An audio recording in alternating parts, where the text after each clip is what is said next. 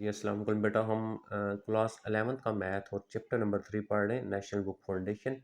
तो इससे प्रीवियस जो वीडियो थी उसमें एक्सरसाइज 3.1 के मैंने 6 क्वेश्चन किए थे, लेकिन पहले अगर आप वो सुन लें तो वो आपके लिए ज़्यादा बेहतर है, क्योंकि उसमें मेन जितने भी कंसेप्ट थे वो मैंने उसी एक्सरसाइज के अंदर आपको दिए हैं। तो यहाँ पे क्योंकि वो दोबारा सारे कंसेप्ट तो नहीं दूंगा, तो लिहाजा इसकी जो फर्स्ट वीडियो है 3.1 की, जिसका आपका क्वेश्चन 1 से 6 है, उसको आप जो है वो पहले वॉच कर लें। क्वेश्चन 7 का फर्स्ट पार्ट है, if a B c are the 3 vectors, अगर 3 वेक्टर हों और जो ए वेक्टर है उसकी जो मैग्नीट्यूड है यानी लेंथ है इक्वल 2 के है, और इसी तरह बी वेक्टर की 5 है, सी वेक्टर की 4 है, and a plus b plus c equal 0 है, देन देन आपके पास आ जाएगा then find the value of, फिर हमने इसकी वैल्यू जो है वो फाइंड करनी है, यानी हमने ये बनाना है। और यूज़ हमने क्या करना है, जो हमारे पास गिवन दिया हुआ है उसको हमने क्या करना है यहाँ पे यूज़ करना है, और बाकी हमने जितना भी है ना वो हमने क्या करना है यहाँ पे बनाना है। ठीक हो गया जी। अच्छा, जो गिवन दिया हुआ है उसको यूज़ करेंगे। अब गिवन क्या दिया हुआ है, गिवन एक उसने दिया हुआ है ए प्लस आपके पास आ गया बी वेक्टर और C vector is equal to 0 है। ठीक है। अच्छा, अब हम क्या करते हैं, इसका इसी के साथ डॉट ले लेते हैं। ठीक है, हम यहाँ पे लिखते हैं टेकिंग डॉट। ठीक है, डॉट प्रोडक्ट, हम इसी के साथ क्या करेंगे, डॉट प्रोडक्ट विद, हम डॉट ले लेंगे इसी के साथ ए प्लस आपके पास आ जाएगा बी प्लस आ जाएगा सी, इसी के साथ हम इसका डॉट ले लेते हैं। लेकिन जब डॉट लेंगे तो आपको यहाँ पे आ जाएगा ए आ जाएगा, प्लस आ जाएगा आपके पास बी, प्लस आ जाएगा आपके पास सी, और डॉट आ जाएगा आपके पास यहाँ पे डॉट, यही इसी के साथ डॉट लेंगे। ठीक है, तो ए प्लस आ जाएगा वेक्टर बी प्लस आ जाएगा सी इज इक्वल टू 0, क्योंकि आप जब इधर भी डॉट लेंगे ना तो 0 से मल्टीप्लाई होगा, ये तो आपके यहाँ पे ख़त्म हो जाएगा सारा। अब हम इस डॉट को जो है वो अंदर इसके साथ मल्टीप्लाई करते हैं, मतलब इसका हम डॉट लेते हैं। तो जब डॉट लेंगे पहले ए का सबके साथ डॉट ले लेते हैं, तो यहाँ पे हमारे पास आ जाएगा ए डॉट ए, और नेक्स्ट आ जाएगा प्लस आपके पास ए एंड डॉट बी आ जाएगा, और नेक्स्ट आ जाएगा आपके पास ए डॉट सी, यानी ए का डॉट सबके साथ हमने यहाँ पे ले लिया। नेक्स्ट आ गया प्लस, अब हम बी का डॉट सबके साथ लेंगे तो यहाँ पे आ जाएगा बी डॉट ए, और आपने यहाँ पे डॉट लिखना है। ठीक है, तो बी डॉट आ गया आपके पास बी, और प्लस आपके पास आ गया बी डॉट सी आ गया। अब हमारा तीसरा रह गया सी, इसका डॉट सबके साथ लेंगे तो यहाँ पे आएगा सी डॉट ए आ जाएगा आपके पास, नेक्स्ट आ गया सी डॉट बी आ गया आपके पास, और प्लस आ गया सी डॉट सी आ गया, और इज इक्वल टू क्या आपके पास 0 आ गया। ठीक हो गया जी। अच्छा, ए डॉट ए प्रीवियस वीडियो के अंदर मैंने आपको समझाया है कि अगर सेम वेक्टर होंगे तो उनका डॉट जो होगा वो किसके इक्वल है, इसके मैग्नीट्यूड का स्केयर हो जाएगा। प्लस आपके पास अगर यहाँ पे देखें ए डॉट बी और बी डॉट ए, आपके पास जो ए डॉट बी होता है, ए डॉट बी ये इक्वल होता है बी डॉट ए के, ये भी प्रीवियस वीडियो के अंदर मैंने आपको सिखाया है, इसको कम्यूटेटिव बोलते हैं। यानी इसका ये मतलब है कि ए डॉट बी को आप बी डॉट ए लिख सकते हैं। तो यहाँ पे ए डॉट बी ये भी है, ए डॉट बी ये भी है, यानी इसको भी उल्टा सकते हैं, तो ये डबल हो जाएगा ना आपके पास, ये आ जाएगा 2 ए डॉट बी हो जाएगा। उसके बाद नेक्स्ट आ जाते हैं हम। अच्छा, ये जब हमने डॉट लिया था ना तो यहाँ पे सी आता था आपका, सॉरी, क्योंकि ए का आपने इसके साथ लिया, ए का आपने इसके साथ लिया, ए का सी के साथ था। अच्छा जी, ए डॉट सी और सी डॉट ए ये भी दो एक जैसे हो गए, तो इसको हम क्या लिखेंगे, 2 ए डॉट सी भी हमारे पास आ गया। ओके, नेक्स्ट आ गया हमारे पास ये हम ऑलरेडी लिख चुके हैं, और ये भी हम लिख चुके हैं। तो अब हम यहाँ पे आगे बी डॉट बी, तो बी डॉट बी दो सेम हो गए, डॉट इसका क्या होगा, स्केयर हो जाएगा। अच्छा, ये बी डॉट सी एक ये रह गया, और सी डॉट बी ये रह गया, ये भी आपके पास डबल हो गया 2, और यहाँ पे आ गया आपके पास बी डॉट सी आ गया, प्लस लास्ट ये रह गया सी डॉट सी, तो सी डॉट सी सेम हो गया, हम इस तरह लिख के इसका स्क्वायर लिख लेंगे, इज इक्वल टू 0 हो गया। अब देखें क्वेश्चन के अंदर ए मैग्नीट्यूड स्क्वायर गिवन है, वो आपके पास कितना गिवन है, देखें यहाँ पे आपके पास 2 गिवन है। इसका मतलब यहाँ पे हमारे पास इसकी वैल्यू आ जाएगी 2 और 2 का आ गया आपके पास स्क्वायर, प्लस आपके पास नेक्स्ट 2 ए डॉट बी जो है वो ऐसे ही आ जाएगा, प्लस 2 आ जाएगा। अब इसको लिख लें आप, बी डॉट सी को लिख लें आप, प्लस फिर ये 2 ये भी है, तो 2 ए डॉट सी आ गया। उसके बाद यहाँ पे देखें बी मैग्नीट्यूड, तो बी का आंसर कितना 5 है, तो हम क्या लिख लेंगे यहाँ पे 5 लिख के उसका आ गया आपके पास स्क्वायर, प्लस सी, सी का आंसर 4 है आपके पास, तो यहाँ पे 4 लिख लेंगे और 4 का आ गया स्क्वायर इज इक्वल टू 0 हो गया। अब यहाँ पे अगर आप देखें, यहाँ पे 2 का स्क्वायर हो गया 4 आपके पास, प्लस आ गया 5 का स्क्वायर हो गया आपके पास 25, प्लस 4 का स्क्वायर हो गया 16, ये आगे। और इन दोनों में से देखें, इन तीनों में से 2 कॉमन आता है, इसको हम यहाँ से 2 कॉमन ले लेंगे, बाकी आएगा ए डॉट बी आपके पास, फिर आ जाएगा आपके पास बी डॉट सी आ जाएगा, और प्लस सी डॉट ए आ जाएगा, 2 कॉमन लेने के बाद इज इक्वल टू हो गया आपके पास 0। अच्छा, इन सारों को आप कर लें प्लस, तो जब प्लस करेंगे 16 और 4 ये 40 हो गया, 40 एंड 20 45 हो गया।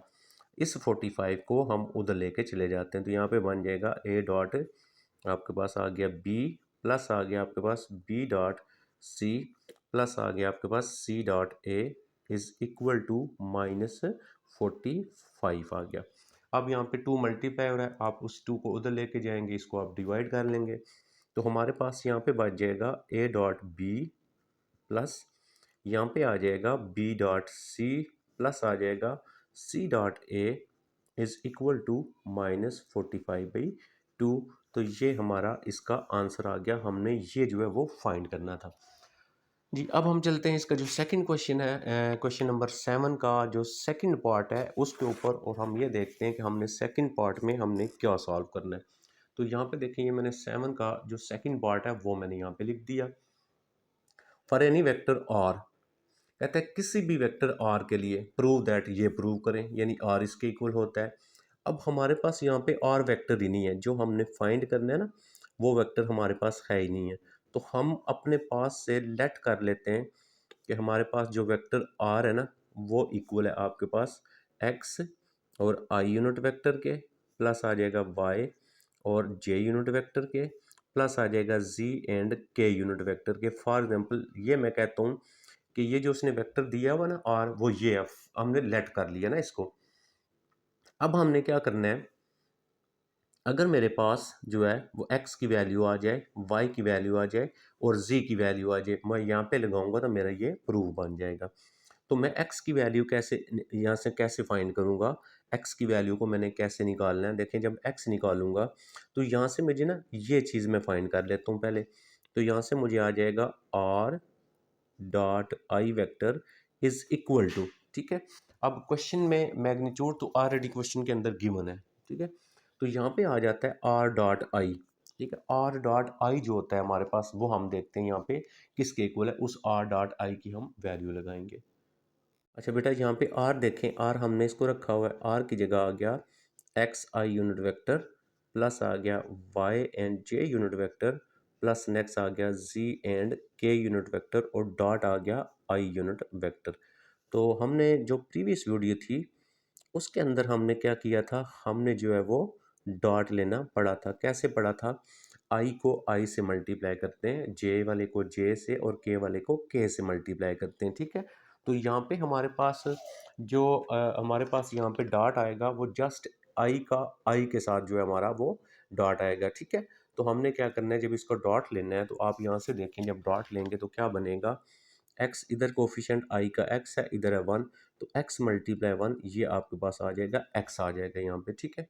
ये आपके पास वैल्यू किसकी आ गई, आपके पास आर डॉट आई की वैल्यू आ गई, ठीक है। हमने आर डॉट आई की वैल्यू को फाइंड कर लिया यहाँ पे। अब दोबारा हम क्या करेंगे, सेकंड जो है आर डॉट जे हम उसको ले लेंगे और उसकी वैल्यू को हम यहाँ पे लगाएंगे। तो ये हमारे पास आ गई वैल्यू एक्स की। अब हम क्या करेंगे, दूसरा अगर यहाँ से देखें आर डॉट जे है, तो यहाँ पे हम ले लेते हैं R dot J unit vector. तो यहाँ पे आर दोबारा लिख देंगे X I unit vector plus Y J unit vector, plus आ जाएगा जी एंड के यूनिट वेक्टर, डॉट आ जाएगा आपके पास जे यूनिट वेक्टर। तो यहाँ से अगर देखें, अब आई इधर तो है लेकिन डॉट के बाद यहाँ पे आई वाला नहीं है तो मल्टीप्लाई नहीं करेंगे। यहाँ पे जे का कोफिशिएंट है वाई और इधर जे का कोफिशिएंट है वन, तो वाई को वन से करेंगे तो ये हमारे पास वाई आ जाएगा। ये आ गया आर डॉट जे आ गया, ये हमने वाई की वैल्यू जो है वो फाइंड कर ली। अब हमें, क्योंकि हमें एक्स वाई और जी की वैल्यू चाहिए, अब हम जी फाइंड करेंगे तो तीसरा ले लेंगे आर डॉट। तो यहाँ पे हमारे पास आ जाएगा, देखें आर, जो आर डॉट आ जाएगा के यूनिट वेक्टर के साथ। आर की वैल्यू फिर क्या है, एक्स आई यूनिट वेक्टर, और वाई आपके पास जे यूनिट वेक्टर प्लस आ जाएगा जी के यूनिट वेक्टर, और डॉट क्या आ गया आपके पास के यूनिट वेक्टर। तो यहाँ से आ गया r dot k unit vector is equal to, यहाँ पे आई वाला है इधर नहीं है, जे वाला उधर नहीं है, जेड है तो यहाँ पे के साथ हो गया तो हमारे पास जेड आ जाएगा। ये हमारे पास एक्स वाई और जी की वैल्यू आ गई। अब इस वैल्यू को हम वन में पुट कर देंगे जो हमने लेट किया था वेक्टर उसमें, तो हम लिखेंगे पुटिंग इन वन। तो वन में जब पुट करेंगे तो आपके पास जो आर वेक्टर आएगा, देखें वो क्या आ जाएगा, r vector is equal to, यहाँ पे एक्स की वैल्यू लगाएं तो एक्स की वैल्यू क्या आ गई आपके पास, एक्स की वैल्यू है R dot I unit vector, ये एक्स की वैल्यू लगा दी, और बाय देखें क्या है, डॉट नहीं है, जस्ट आपके पास ऐसे एज इट इज आ जाएगा। फिर आ गया प्लस, हमने प्लस लगा लिया। वाई है तो वाई की वैल्यू हमारे पास क्या आई है, वाई की वैल्यू हमारे पास R dot J unit vector, यहाँ पे वाई की वैल्यू लगा दी, और साथ बाय देखें क्या है, जे यूनिट वेक्टर वो ऐसे ही आ गया। प्लस आ गया, नेक्स्ट प्लस लिख लिया।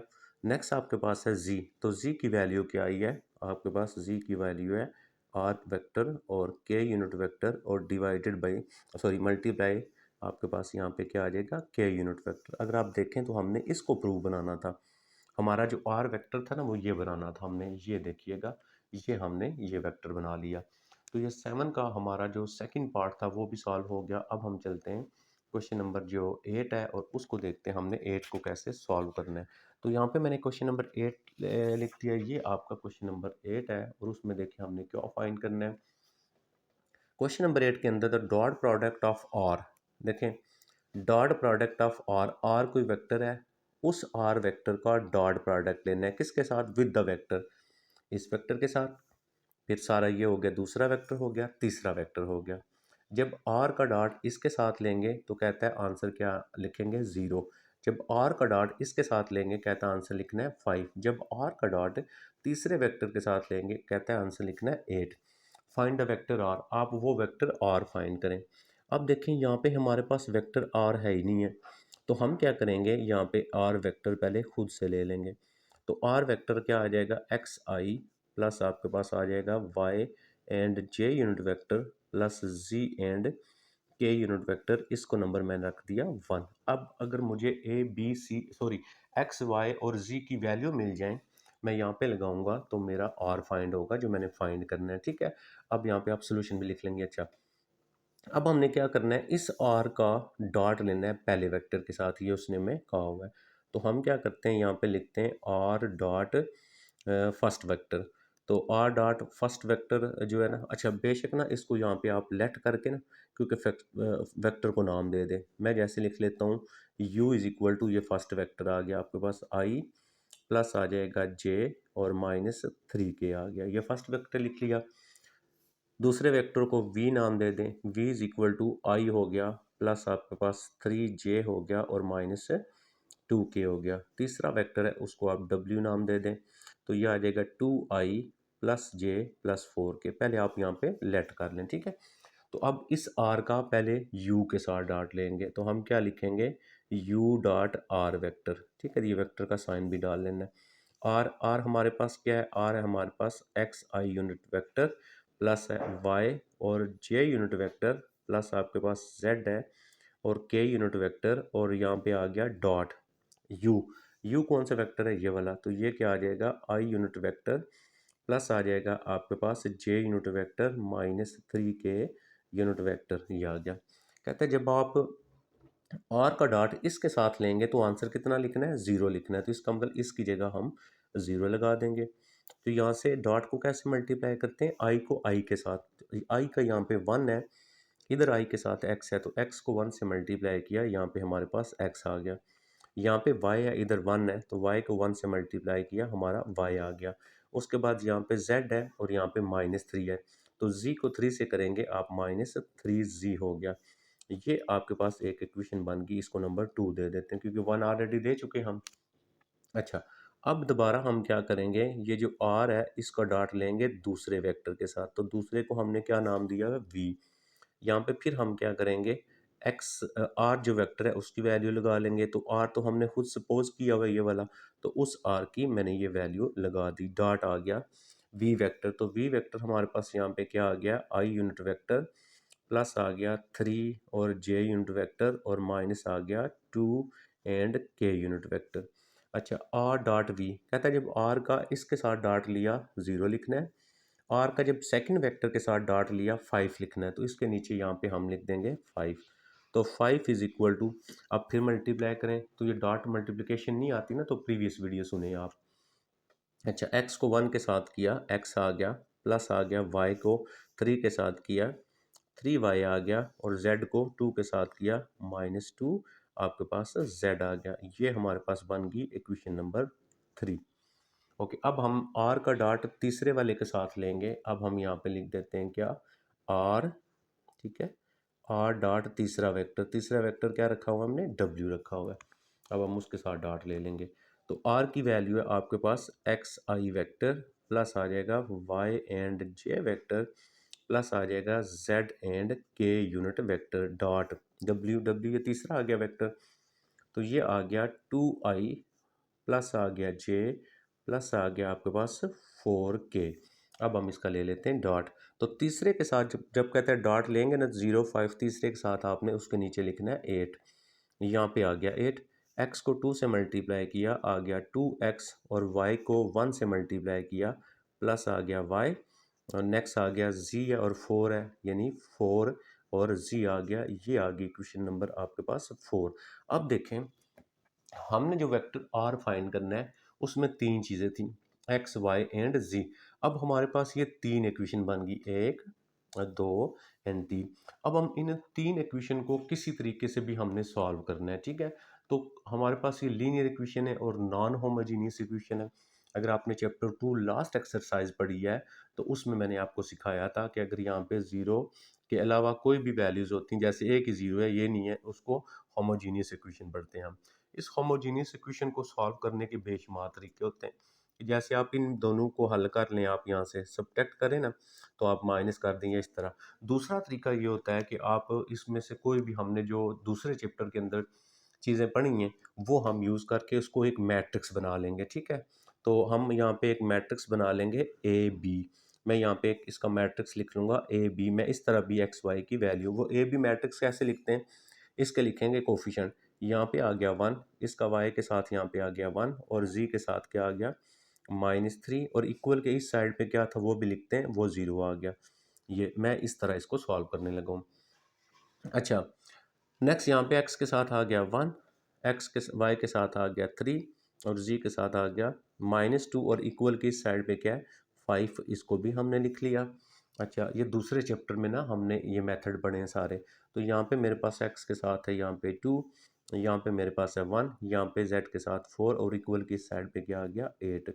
अच्छा, उसमें हमने क्या पढ़ा था, एशिलॉन एंड रिड्यूस एशिलॉन फॉर्म से, इसीलिए हमें वहाँ पे सिखाया गया था ये, ताकि हमारे पास कोई भी लीनियर इक्वेशन हो उसको हम सॉल्व कर सकें। अच्छा, वो क्या होता है, एशिलॉन फॉर्म क्या होती है, ये 1 बना के ना इन दोनों को 0 करना होता है। ये ऑलरेडी हमारा क्या है, यहाँ पे 1 बना हुआ है, अब इसको 0 बनाएंगे। कैसे 0 बनाएंगे, हम यहाँ पे लिखेंगे R2 और 1 R1। आप जो एक्सरसाइज नंबर 2.6 जो है उसको सुने, आपको क्लियर होगा। इसका क्या मतलब है, पहली रो को -1 से मल्टीप्लाई करना है और 2 में ऐड करेंगे जाके। इसको -1 से मल्टीप्लाई करें, +1, यहाँ पे आंसर आ गया 0। इसको -1 से मल्टीप्लाई करें, -1 +3 यहाँ पे आ गया आपके पास 2। इसको -1 से मल्टीप्लाई करें तो माइनस माइनस 3 हो जाएगा, 3 -2 1 आ गया।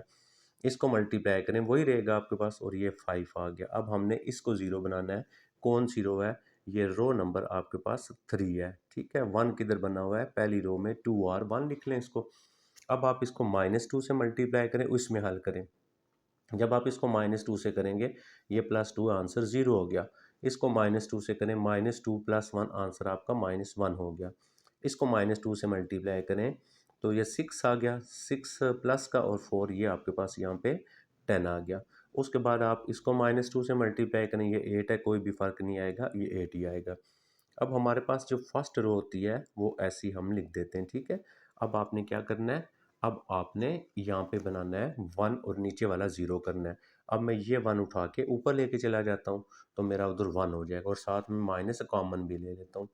मैं यहाँ पे लिख देता हूँ -R23, इसमें से माइनस कॉमन लेके ना इधर लिख लें तो ये 0 है, 0 ही रहेगा। माइनस कॉमन लेंगे +1 हो जाएगा, इसका कॉमन लेंगे, कॉमन लेने का मतलब होता है इसके साइन चेंज कर देने।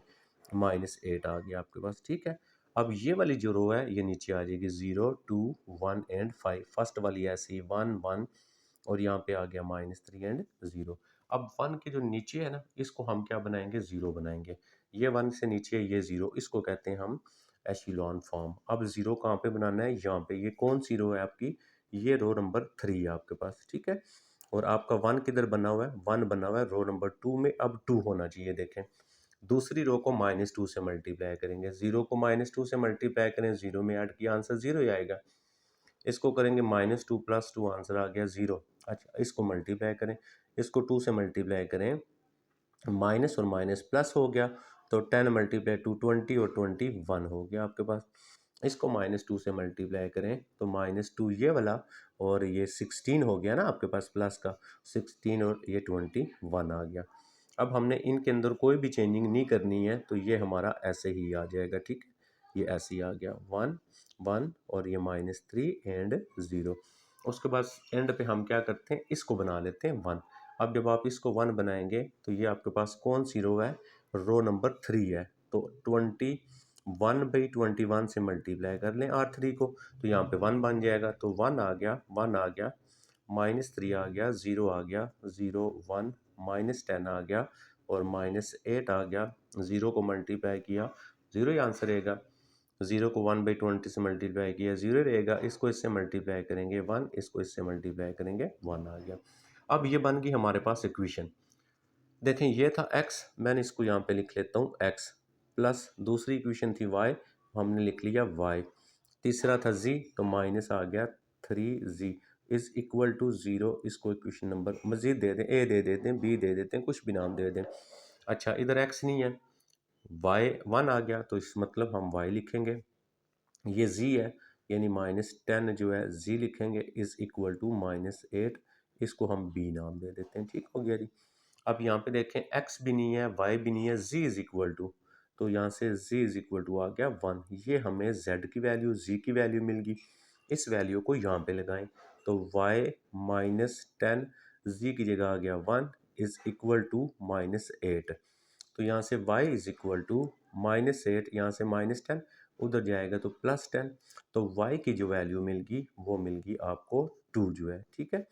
तो क्या रह गया, सिर्फ हमारा रह गया x। अब हम यहाँ पे लगाते हैं तो x आ गया, +2 आ गया क्योंकि y हमारा 2 आ गया, -3 आ गया क्योंकि z 1 है तो 1 ही होगा, इज इक्वल टू 0।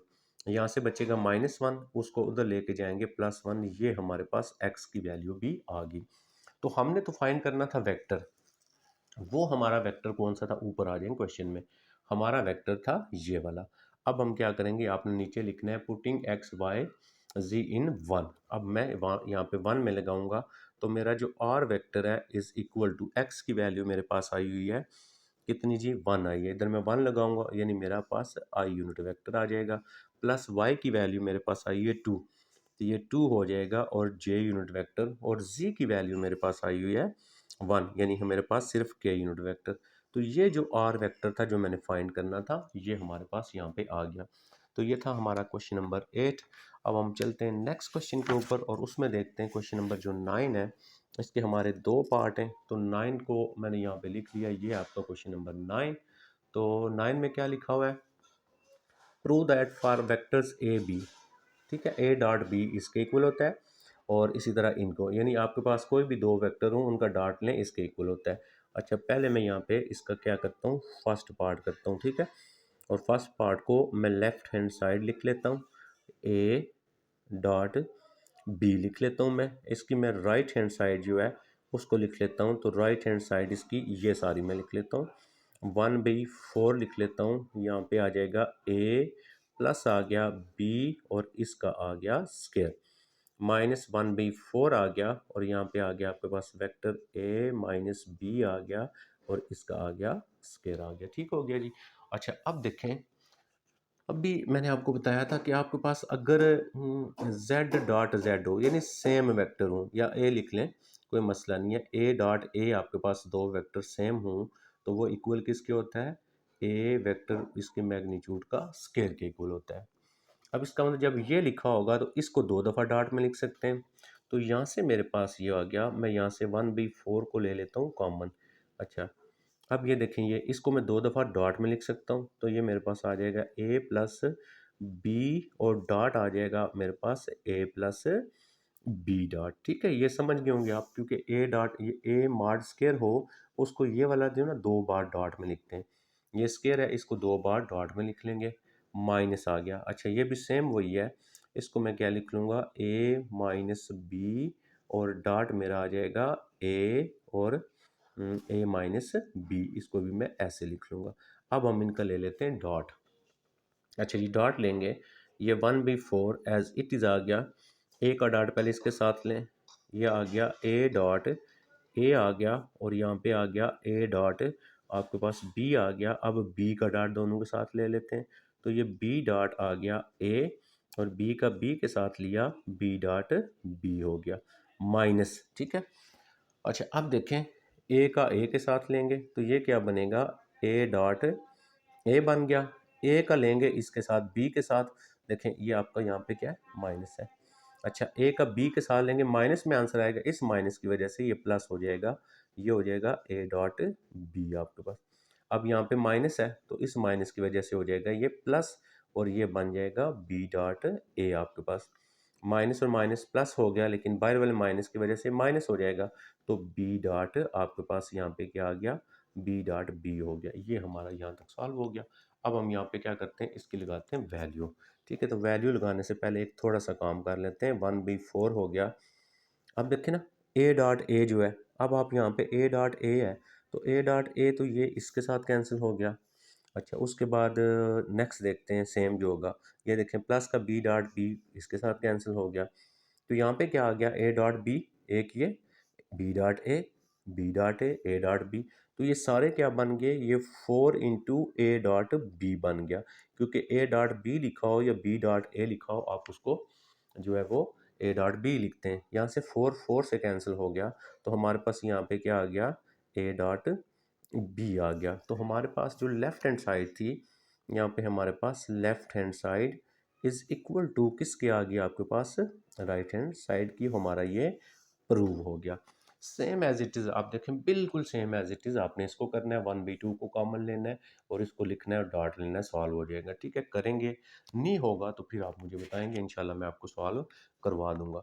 तो ये था हमारा 9। अब मैं आ जाता हूँ क्वेश्चन नंबर 10 के ऊपर। क्वेश्चन नंबर 10 क्या है, थोड़ा सा टिपिकल है। If the sum of two unit vector is, unit vector कहता है अगर दो यूनिट वेक्टर का सम जो हो वो भी यूनिट वेक्टर हो, show that the magnitude of their difference, फिर उन दो यूनिट वेक्टर का जो डिफरेंस होगा ना उसकी मैग्नीट्यूड लें तो ये आएगी। अब यूनिट वेक्टर क्या होता है, जैसे मैं फॉर एग्जांपल क्या करता हूँ, देखें क्वेश्चन का जब मैं सोल्यूशन लेता हूँ ना, आपने यहाँ पे लिख देना solution, let u unit vector and v unit vector, डब्ल्यू unit vector, be the 3 unit vector, क्योंकि हमने 3 लेने, 2 नहीं लेने, 3 यूनिट वेक्टर, क्योंकि हमें 3 चाहिए ना, तो हम 3 यूनिट वेक्टर यहाँ पे ले लेते हैं। अब उसने हमें क्या कहा हुआ है, if the sum of 2 unit vector, इन दो का मैं ले लेता हूँ सम, यानी पहला जो यूनिट वेक्टर है ये प्लस सम करता हूँ दूसरे यूनिट वेक्टर को, अगर if the sum of 2 unit vector is unit vector, तो इन दोनों का सम जो आए वो भी एक यूनिट वेक्टर है, यानी आपके पास इस तरह आ जाता है। अच्छा मैंने ये प्रूव करना है उनका जो डिफरेंस है ना, डिफरेंस इन दो का डिफरेंस, यानी u माइनस वी, इनका जो डिफरेंस है और उसकी जो मैग्नीट्यूड है, लेंथ है, वो किसके इक्वल है, √3 के इक्वल है। ये प्रूव करना है मैंने, ठीक है। अच्छा, हम क्या करते हैं, मैं यहाँ से क्या करता हूँ, इसकी दोनों साइडों पे ले लेता हूँ मॉड, यानी इसकी लेंथ के लिए मैग्नीट्यूड ले लेता हूँ, ऐसे मैं लिख लेता हूँ इसको। तो यहाँ पे क्या आ जाएगा, यूनिट वेक्टर ऐसे आ गया। अच्छा, नेक्स्ट स्टेप में क्या करता हूँ, नेक्स्ट स्टेप में यहाँ पे ये करता हूँ, मैं इसका जो है ना वो दोनों साइडों पे स्केयर भी ले लेता हूँ, ठीक है। और इधर भी मैं क्या करता हूँ, डब्ल्यू जो है इसका भी मैं स्केयर ले लेता हूँ, ठीक है।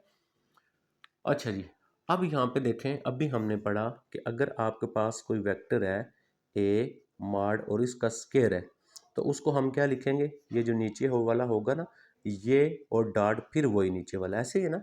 तो ये जो वेक्टर है इसके ऊपर स्केयर है, ये मैग्नीट्यूड का स्केयर है, तो हम क्या लिखेंगे, ये सारा लिख के और डॉट यही सारा दोबारा लिख लेंगे, u और प्लस आ जाएगा v इज इक्वल टू 1। 1 क्यों लिखा, क्योंकि दो कहता है, दो यूनिट वेक्टर का जो सम है 1 की, एक यूनिट वेक्टर है।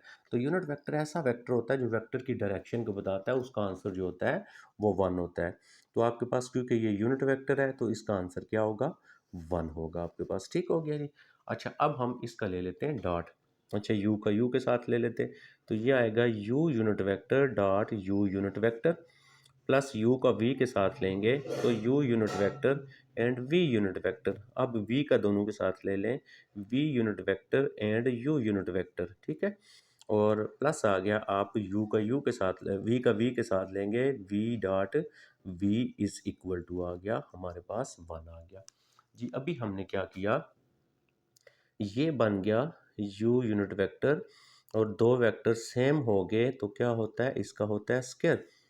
u डॉट वी या v डॉट ई का मतलब एक ही होता है, इसको आप डबल में लिख लेंगे, 2 आ जाएगा, u डॉट v आ गया। Same as it is v unit vector इसका आ गया मॉड और स्केयर इज इक्वल टू आ गया आपके पास 1 आ गया। अब u एक यूनिट वेक्टर था, इसका आंसर कितना आ गया, यहाँ पे 1 आ गया, ठीक है। तो इसका 1 का स्केयर यानी 1 आ गया, प्लस यहाँ पे आ गया 2 और u unit vector and v unit vector, ये भी एक यूनिट वेक्टर है, इसका भी आंसर 1 है, इज इक्वल टू आ गया आपके पास 1 आ गया जी। अब यहाँ पे देखें, ये 1 एंड 1 2 हो गया, इसको दूसरी साइड पे लेके चले जाते हैं, तो 2 आ गया unit vector v unit vector is equal to 1 and -1 and -1, तो ये हो गया कैंसिल। तो यहाँ से हमारे पास क्या आया, यहाँ से हमारे पास आया जो है वो u unit vector and v unit vector is equal to -1/2 आ गया। अब हमने इतना तरद्दद क्यों किया ना इसको फाइंड करने के लिए, बेसिकली अब हमने जो फाइंड करना था ना, इन दोनों वेक्टर्स का डिफरेंस लेना था। नो, अब हम क्या करते हैं, जो हमारे पास दो वेक्टर है ना, यानी हमारे पास वेक्टर जो u है और माइनस वेक्टर जो v है, इनका लेना है हमने डिफरेंस, यानी इसकी कहता है लें मैग्नीट्यूड, और उसका आंसर आना चाहिए कितना जी, उसका आंसर कहता है आना चाहिए आपके पास √3 आना चाहिए। तो ये सारा हमने क्यों किया, इसीलिए किया क्योंकि हमें यहाँ पे इसकी वैल्यू जो है उसकी ज़रूरत पड़ेगी, तो सारा प्रोसेस हमने इसलिए लगाया इसके ऊपर। ये बेटा समझ आ गई, क्योंकि ये हमने फाइंड करना है। अच्छा, मैं इसको क्या लिख लेता हूँ, u unit vector v unit vector, इसका मैं ले लेता हूँ मैग्नीट्यूड। तो इसको हम कैसे लिख सकते हैं, अभी हमने पढ़ा u unit vector v unit vector sorry minus, और डॉट आ जाएगा u unit vector minus v unit vector. ये तो समझा दी चीज़ ना। आपका जो स्केयर होता है इसको ख़त्म करते हैं तो इसको दो दफ़ा लिख के डॉट ले लेते हैं। अब हम इसका ले लेते हैं डॉट, तो अब यहाँ पे आ जाएगा आपके पास u का डॉट u के साथ और माइनस u का डॉट, नेक्स्ट आ गया u का डॉट v के साथ, और माइनस v का डॉट आ गया v यूनिट वेक्टर का डॉट u के साथ, और डॉट मस्ट लिखना है, माइनस और माइनस प्लस हो गया v का डॉट v के साथ। ओके, ये तो क्लियर हो गया। u यूनिट वेक्टर इसका मॉड का स्केयर हो गया, ये हो गया डबल 2 u डॉट v हो गया, और प्लस ये क्या हो गया, v यूनिट वेक्टर इसकी मैग्नीट्यूड का स्केयर हो गया। ये बात तो क्लियर होगी अभी। अच्छा, इसका आंसर हो गया हमारे पास 1 -2 इंटू, इसका आंसर हमारे पास है -1/2, तो ये -1/2 हो गया, प्लस इसका आंसर कितना है 1 आ गया। तो इसीलिए तो ये हमने सारा सॉल्व किया था 1, ये 2 2 से कैंसिल किया, माइनस और माइनस आ गया +1, और यहाँ पे भी आ गया आपका +1।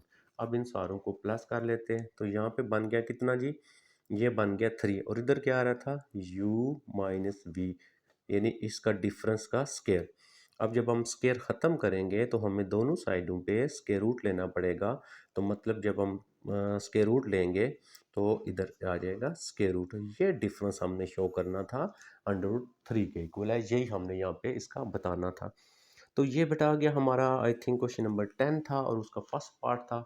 अब मैं चलता हूँ 10 का जो सेकंड पार्ट है उसके ऊपर चलते हैं। तो 10 का ये सेकंड पार्ट मैंने यहाँ पे लिख दिया। अब 10 के सेकंड पार्ट में देखिए हमने क्या फाइंड करना है और क्या गिवन है। ठीक है, बहुत ही इंपॉर्टेंट क्वेश्चन हमारे यहाँ से शुरू हो गए 10 के जो सेकंड पार्ट है यहाँ से। तो बात करते 10 का सेकंड पार्ट, 11 और 12 जो क्वेश्चन है आपके पेपर में लॉन्ग में आ जाता है। Show that the angle in a semi circle is right angle. वो कहता है कि ये बताएं जो सेमी सर्कल होता है ना, हाफ सर्कल, उसके ऊपर अगर आप कोई एंगल बनाए ना तो वो जो एंगल होता है ना वो 90 का होता है, राइट एंगल होता है। ठीक है, अब हम पढ़ रहे हैं वेक्टर्स।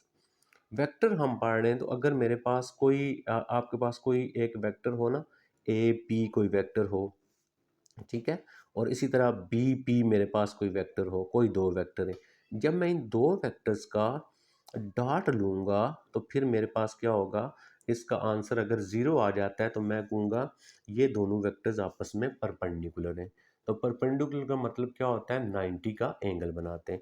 हमने कुछ ऐसी सिचुएशन यहाँ पे क्रिएट करनी है। तो show that the angle in in a semi circle, आपने हाफ सर्कल लेना है पहले। अच्छा, मैं यहाँ पे देखें इसका फॉर एग्जांपल हाफ सर्कल, आप इस तरह एक हाफ सर्कल ले लेंगे। ठीक है, अपनी डायग्राम को अच्छे से बना लेना। तो ये मैं फॉर एग्जांपल कहता हूँ मेरे पास एक हाफ सर्कल है, ठीक हो गया ना जी, ये हाफ सर्कल है। अच्छा, इस हाफ सर्कल का यहाँ पे मैं ले लेता हूँ सेंटर, ये आ गया सी। इस हाफ सर्कल के ऊपर यहाँ पे मैं एक ले लेता हूँ पॉइंट पी। अब मैंने पॉइंट पी लिया है तो ज़रा पॉइंट पी का पोजीशन वेक्टर भी लेना पड़ेगा। अब इस सर्कल का यहाँ पे भी पॉइंट आ गया, यहाँ पे भी आ गया, इसको मैं अगर रख लेता हूँ ना ए, तो इस पॉइंट ए का जो पोजीशन वेक्टर बनेंगे, ये सेंटर है ना, इसको ओरिजिन रख रहे हैं, ओरिजिन ओ। अच्छा, ये जो पॉइंट ए है, इस पॉइंट का पोजीशन वेक्टर, तो पोजीशन वेक्टर ऑलरेडी एक्सरसाइज हमने 1 में पढ़ा है, तो इसका पोजीशन वेक्टर फॉर एग्जांपल मैं कह लेता हूँ माइनस ए है। अब यहाँ से यहाँ तक जो इसका मैं यहाँ पे रख लेता हूँ बी, और मैं कहता हूँ जो बी है इसका पोजीशन वेक्टर मेरे पास आ जाता है माइनस बी आ जाता है। अब ये पॉइंट लिया ना हमने, इस पॉइंट को आप ऐसे कर देना, पॉइंट लेते हैं तो हमारी लाइन बनती है ऐसे। अच्छा, मैंने ये शो करना है कि मैं इस पॉइंट पे, जो मैंने पॉइंट लिया है ना, इस पॉइंट पे जो एंगल बनेगा ना वो मेरे पास कितना होना चाहिए, राइट एंगल होना चाहिए। ये देखें, ये बनाया मैंने। ठीक है, यानी ये एंगल बनेगा ना, ये वाला, ये मेरा एंगल क्या होगा, राइट एंगल होगा सेमी सर्कल के ऊपर। हाफ सर्कल के ऊपर जो मैं एंगल बना रहा हूँ वो मेरा एंगल कितना होना चाहिए, जो है वो होना चाहिए 90 का राइट एंगल होना चाहिए। ठीक है, तो कैसे प्रूव करेंगे। अब ये जो P है ना, पॉइंट P, इसका पोजीशन वेक्टर भी ले लेते हैं। तो इसका पोजीशन वेक्टर मैं रख लेता हूँ यहाँ पे, जो है वो जो है R रख लेता हूँ। अच्छा, अब ये O से उधर गए हैं तो इसकी इस तरह लाइनिंग कर लेते हैं, O से इधर गए हैं इसको मैं इस तरह कर लेता हूँ, और इसको चाहे आप बेशक आप इसको ऐसे भी रख सकते हैं। ठीक है, या अगर आप इधर से इधर आएंगे और आप इस तरह रख लें, ये इसको भी ऐसे रख लें, क्योंकि पी से बी की तरफ आएंगे एंगल तो यहाँ पे बनाना है, और पी से ए की तरफ आएंगे, इसको आप ऐसे रख लेंगे। आप क्लियर हो गया, समझ आ गई। अब हमने इसका जब सोल्यूशन लेना है ना, हमने थोड़ा सा इसके बारे में लिखना है पहले कि हमने ये क्या चीज़ बनाई है और क्या लिया है। ठीक है, तो हम क्या करते हैं, हम लिखते हैं लेट हुई हैव, हम ये लिख लेते हैं लेट हुई हैव आ सर्कल। हमारे पास एक सर्कल है विद, ठीक है, विद सेंटर, हमने इसका सेंटर ले लिया, विद सेंटर ओ, ओ, ठीक है, इसके साथ सेंटर ले लिया। अच्छा, अब P क्या है, ठीक है, अब हम लिखेंगे P is any point. P जो है हमारे पास वो क्या है, any point on semi circle. इस सेमी सर्कल के ऊपर हमने एक पॉइंट ले लिया P। ठीक है, अच्छा, अब हम यहाँ पे लिखते हैं पोजीशन वेक्टर ऑफ पी का पोजीशन वेक्टर ले लिया R। ठीक है, अच्छा, नेक्स्ट क्या आ गया, पोजीशन वेक्टर, थोड़ा सा मैं इसको ऊपर करता हूँ आपको नजर आए। अच्छा नेक्स्ट आ गया पोजीशन वेक्टर किसका, ऑफ ए, ठीक है, ए का पोजीशन वेक्टर ले लिया, माइनस ए ले लिया। ओके नेक्स्ट हम लिखते हैं पोजीशन वेक्टर ऑफ, यहाँ पे मैं लिख लेता हूँ position vector of b, b का पोजीशन वेक्टर मैंने, अच्छा इसका प्लस ए है इधर, क्योंकि इधर पॉजिटिव होती है ना वैल्यू, इधर नेगेटिव होती है, इसका मैंने ए, अच्छा इसका प्लस आ गया, इसका माइनस में आ गया। ओके हमने ये शो करना है कि आपके पास पी बी और पी ए का डॉट ज़ीरो आना चाहिए। तो यहाँ पे मैं ये लिखता हूँ, पहले मैं फाइंड कर लेता हूँ पी ए। अच्छा जब मैं पी ए फाइंड करूँगा तो मैं क्या करूँगा, पोजीशन वेक्टर ए में से माइनस करूँगा पोजीशन वेक्टर पी। तो पोजीशन वेक्टर ए क्या है, क्या देखें पोजीशन वेक्टर ए जो है वो ए है मेरे पास, और माइनस पोजीशन वेक्टर पी जो है वो मेरे पास क्या है, आर है। अच्छा जी ये हो गया। अब मैं फाइंड करता हूँ पी एंड, देखें ये मैंने पी ए फाइंड कर लिया, अब मैं फाइंड करता हूँ पी बी। यहाँ पे मैं लिख देता हूँ पी एंड बी। अच्छा इसका क्या मतलब होता है, ये हमने एक्सरसाइज 1 में पढ़ा, यानी सेकंड पॉइंट के पोजीशन वेक्टर को फर्स्ट पॉइंट के पोजीशन वेक्टर में से माइनस करना है। तो बी का पोजीशन वेक्टर देखें क्या रखा हुआ है हमने, बी का पोजीशन वेक्टर है माइनस ए, और फिर हम लिखते हैं माइनस लिखेंगे और माइनस आ जाएगा इसका पी का पोजीशन वेक्टर, तो पी का पोजीशन वेक्टर है आर। अब हमने क्या करते हैं, इन दोनों का डॉट ले लेते हैं, ठीक है। और अगर मैं इसको 1 दे देता हूँ, इसको मैं दे देता हूँ 2, तो यहाँ पे हम लिख देते हैं टेकिंग डॉट 1 एंड 2। तो यहाँ पे मैं लिख देता हूँ टेकिंग टेकिंग डॉट प्रोडक्ट, मैं यहाँ पे लिख देता हूँ प्रोडक्ट ऑफ 1 एंड 2। अच्छा इसका इसके साथ डॉट लेते हैं, तो पी ए डॉट आ जाएगा p B is equal to, ठीक है। अच्छा इसका डॉट लेंगे इसके साथ। अच्छा जी अब हम डॉट ले लेते हैं, यहाँ पे मेरे पास आएगा, आ जाएगा ए माइनस आ जाएगा आर, और डॉट आ गया मेरे पास माइनस माइनस ए, और प्लस आ गया माइनस आ गया मेरे पास यहाँ पे आर। अच्छा क्या करता हूँ मैं, इसमें से जो है ना माइनस ले लेता हूँ पहले कॉमन, ठीक है। तो यहाँ पे मेरे पास आएगा ए माइनस आ गया आर, ठीक हो गया जी, और यहाँ पे आ गया मेरे पास डॉट ए, और प्लस आ गया आर, और माइनस मैंने ले लिया कॉमन। अब हम इसको करवा देते हैं मल्टीप्लाई, तो यहाँ से बन जाएगा p a dot P B is equal to, तो ये बन गया आपके पास ए का स्क्वायर माइनस आ गया आपका बी का स्क्वायर, तो बी क्या है आर का स्क्वायर, तो बी का स्क्वायर यानी आपके पास आर का स्क्वायर, ये स्क्वायर लिखना है आपने, सॉरी। अच्छा जी आप देखें नौ, अब आपके पास अगर ये देखें जो ओ ए मॉड है वो इक्वल है ओ बी मॉड के, विच इज़ इक्वल टू आपके पास क्या है A mod R is equal to minus A mod. ये मैं आपको ऊपर बात समझाता हूँ, यहाँ पे आ जाए, ये जो ओ ए है ये सर्कल का रेडियस है, ओ बी जो है वो सर्कल का रेडियस है, तो रेडियस तो सेम होता है, तो इसका मतलब ए आएगा, ए का माड आएगा, लेंथ होती है तो लेंथ को माड में लिखते हैं। इसका आंसर आपके पास क्या आएगा, इसका आंसर तो आपके पास पॉजिटिव में ही आएगा ना, ए ही आएगा।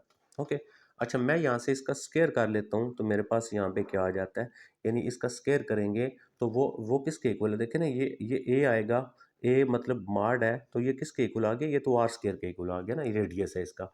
तो यहाँ पे आप जो है ए स्क्वायर की जगह आर स्क्वायर लगा सकते हैं आप, तो मेरे पास यहाँ पे बन जाएगा p a dot P B is equal to r का, मेरे पास यहाँ पे आ जाएगा ए स्क्वायर और आर स्क्वायर। अभी मैं आपको इसको, ये थोड़ा सा यहाँ पे मेरा में आई थिंक नेगेटिव में प्रॉब्लम आ रही है, तो यहाँ पे आई थिंक ये नेगेटिव, ये इसका ये नेगेटिव था ना, तो ये माइनस आना था इसके साथ यहाँ पे, ठीक है। तो यहाँ पे ये नेगेटिव का मसला आ रहा है, ऊपर एक दफ़ा हम इसको चेक कर लेते हैं, तो फिर हम देखते हैं।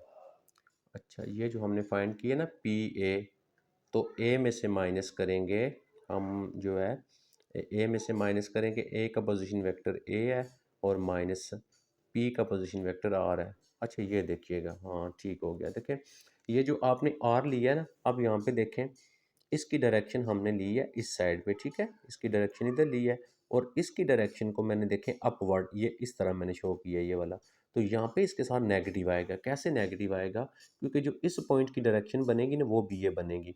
मैं आपको ये समझा देता हूँ कि हमारे पास इन दोनों की डायरेक्शन जो है ऑपोजिट है। हम फाइंड कर रहे हैं ये, इसकी डायरेक्शन जो होगी वो आपके पास यहाँ पे नेगेटिव में आएगा। तो अगर आप इसको यहाँ से अगर इसकी डायरेक्शन आप अपवर्ड ले लेते हैं ना, इस तरह ले लेते हैं, तो फिर आप यहाँ से ए पी फाइंड कर लें, और ए पी फाइंड करेंगे तो पी माइनस ए करेंगे, यानी आर माइनस ए हो जाएगा आपके पास। और उसके बाद आप बी पी फाइंड कर लें, ठीक है, यहाँ पे आप बी और पी फाइंड कर लें। तो बी पी करेंगे तो ये देखें आपका क्या होगा, पी का पोजीशन वेक्टर आर हो गया, और माइनस बी का पोजीशन वेक्टर बी का माइनस में है, तो ये आपके पास माइनस में हो जाएगा। तो ये आपका क्या बन जाएगा, आर और प्लस बन जाएगा ए। तो आप ए पी और बी पी जो है बेहतर है ये आप ए पी और बी पी आप बना लें इस तरह, ठीक है। तो जब आप ए पी और बी पी बनाएंगे फिर भी हो जाएगा, लेकिन जब आप इसको बनाएंगे ना इस तरह, तो आर के साथ यहाँ पे आएगा नेगेटिव आपका, तो ये प्लस पॉजिटिव हो जाएगा, और उसके बाद यहाँ पे ये भी आपका पॉजिटिव हो जाएगा, ठीक है। इस तरह भी आप कर सकते हैं। तो अब यहाँ से आपके पास ये सारा ठीक हो गया, तो ये हमारा यहाँ पे था ये पॉजिटिव, और ये वाला भी आर वाला हमारा पॉजिटिव हो गया, ठीक है। अब मैं आपको यहाँ पे समझा देता हूँ। तो यहाँ पे अगर आए, ए का डॉट ए के साथ लेंगे तो आपका यहाँ पे क्या बन जाएगा, देखें ये बन रहा है ना ए प्लस आर, यहाँ पे बन रहा था ए प्लस आर और माइनस ए, और आर बन रहा था, इसको आप इस तरह भी लिख सकते हैं। तो यानी आर को पहले लिख लें, तो यहाँ पे मैं लिख लेता हूँ आर प्लस ए लिख लेता हूँ, और इसको मैं लिख लेता हूँ आर माइनस ए लिख लेता हूँ, ठीक है। तो यहाँ पे फिर देखें ये हमारा ख़त्म हो जाएगा, तो ये बन जाएगा आपके पास आर स्क्र और minus A square, R square minus A square, और इसके साथ प्लस हो जाएगा। अब यहाँ पे देखें आपके पास ये जो बना A square equal R square क्या है, तो हमारे पास यहाँ पे P B dot P B क्या आ जाएगा, माइनस आ जाएगा आपके पास यहाँ पे ए का स्क्र, और प्लस आपके पास आ गया आर का स्क्र। तो यहाँ पे आप इसकी अगर वैल्यू लगाएं तो माइनस ये भी आर स्क्र हो गया और ये भी आर स्क्र हो गया, ये हो गए कैंसिल आपके पास। तो यहाँ पे आपने कंफ्यूज नहीं होना इसमें। तो P A P B is equal to हो गया ज़ीरो।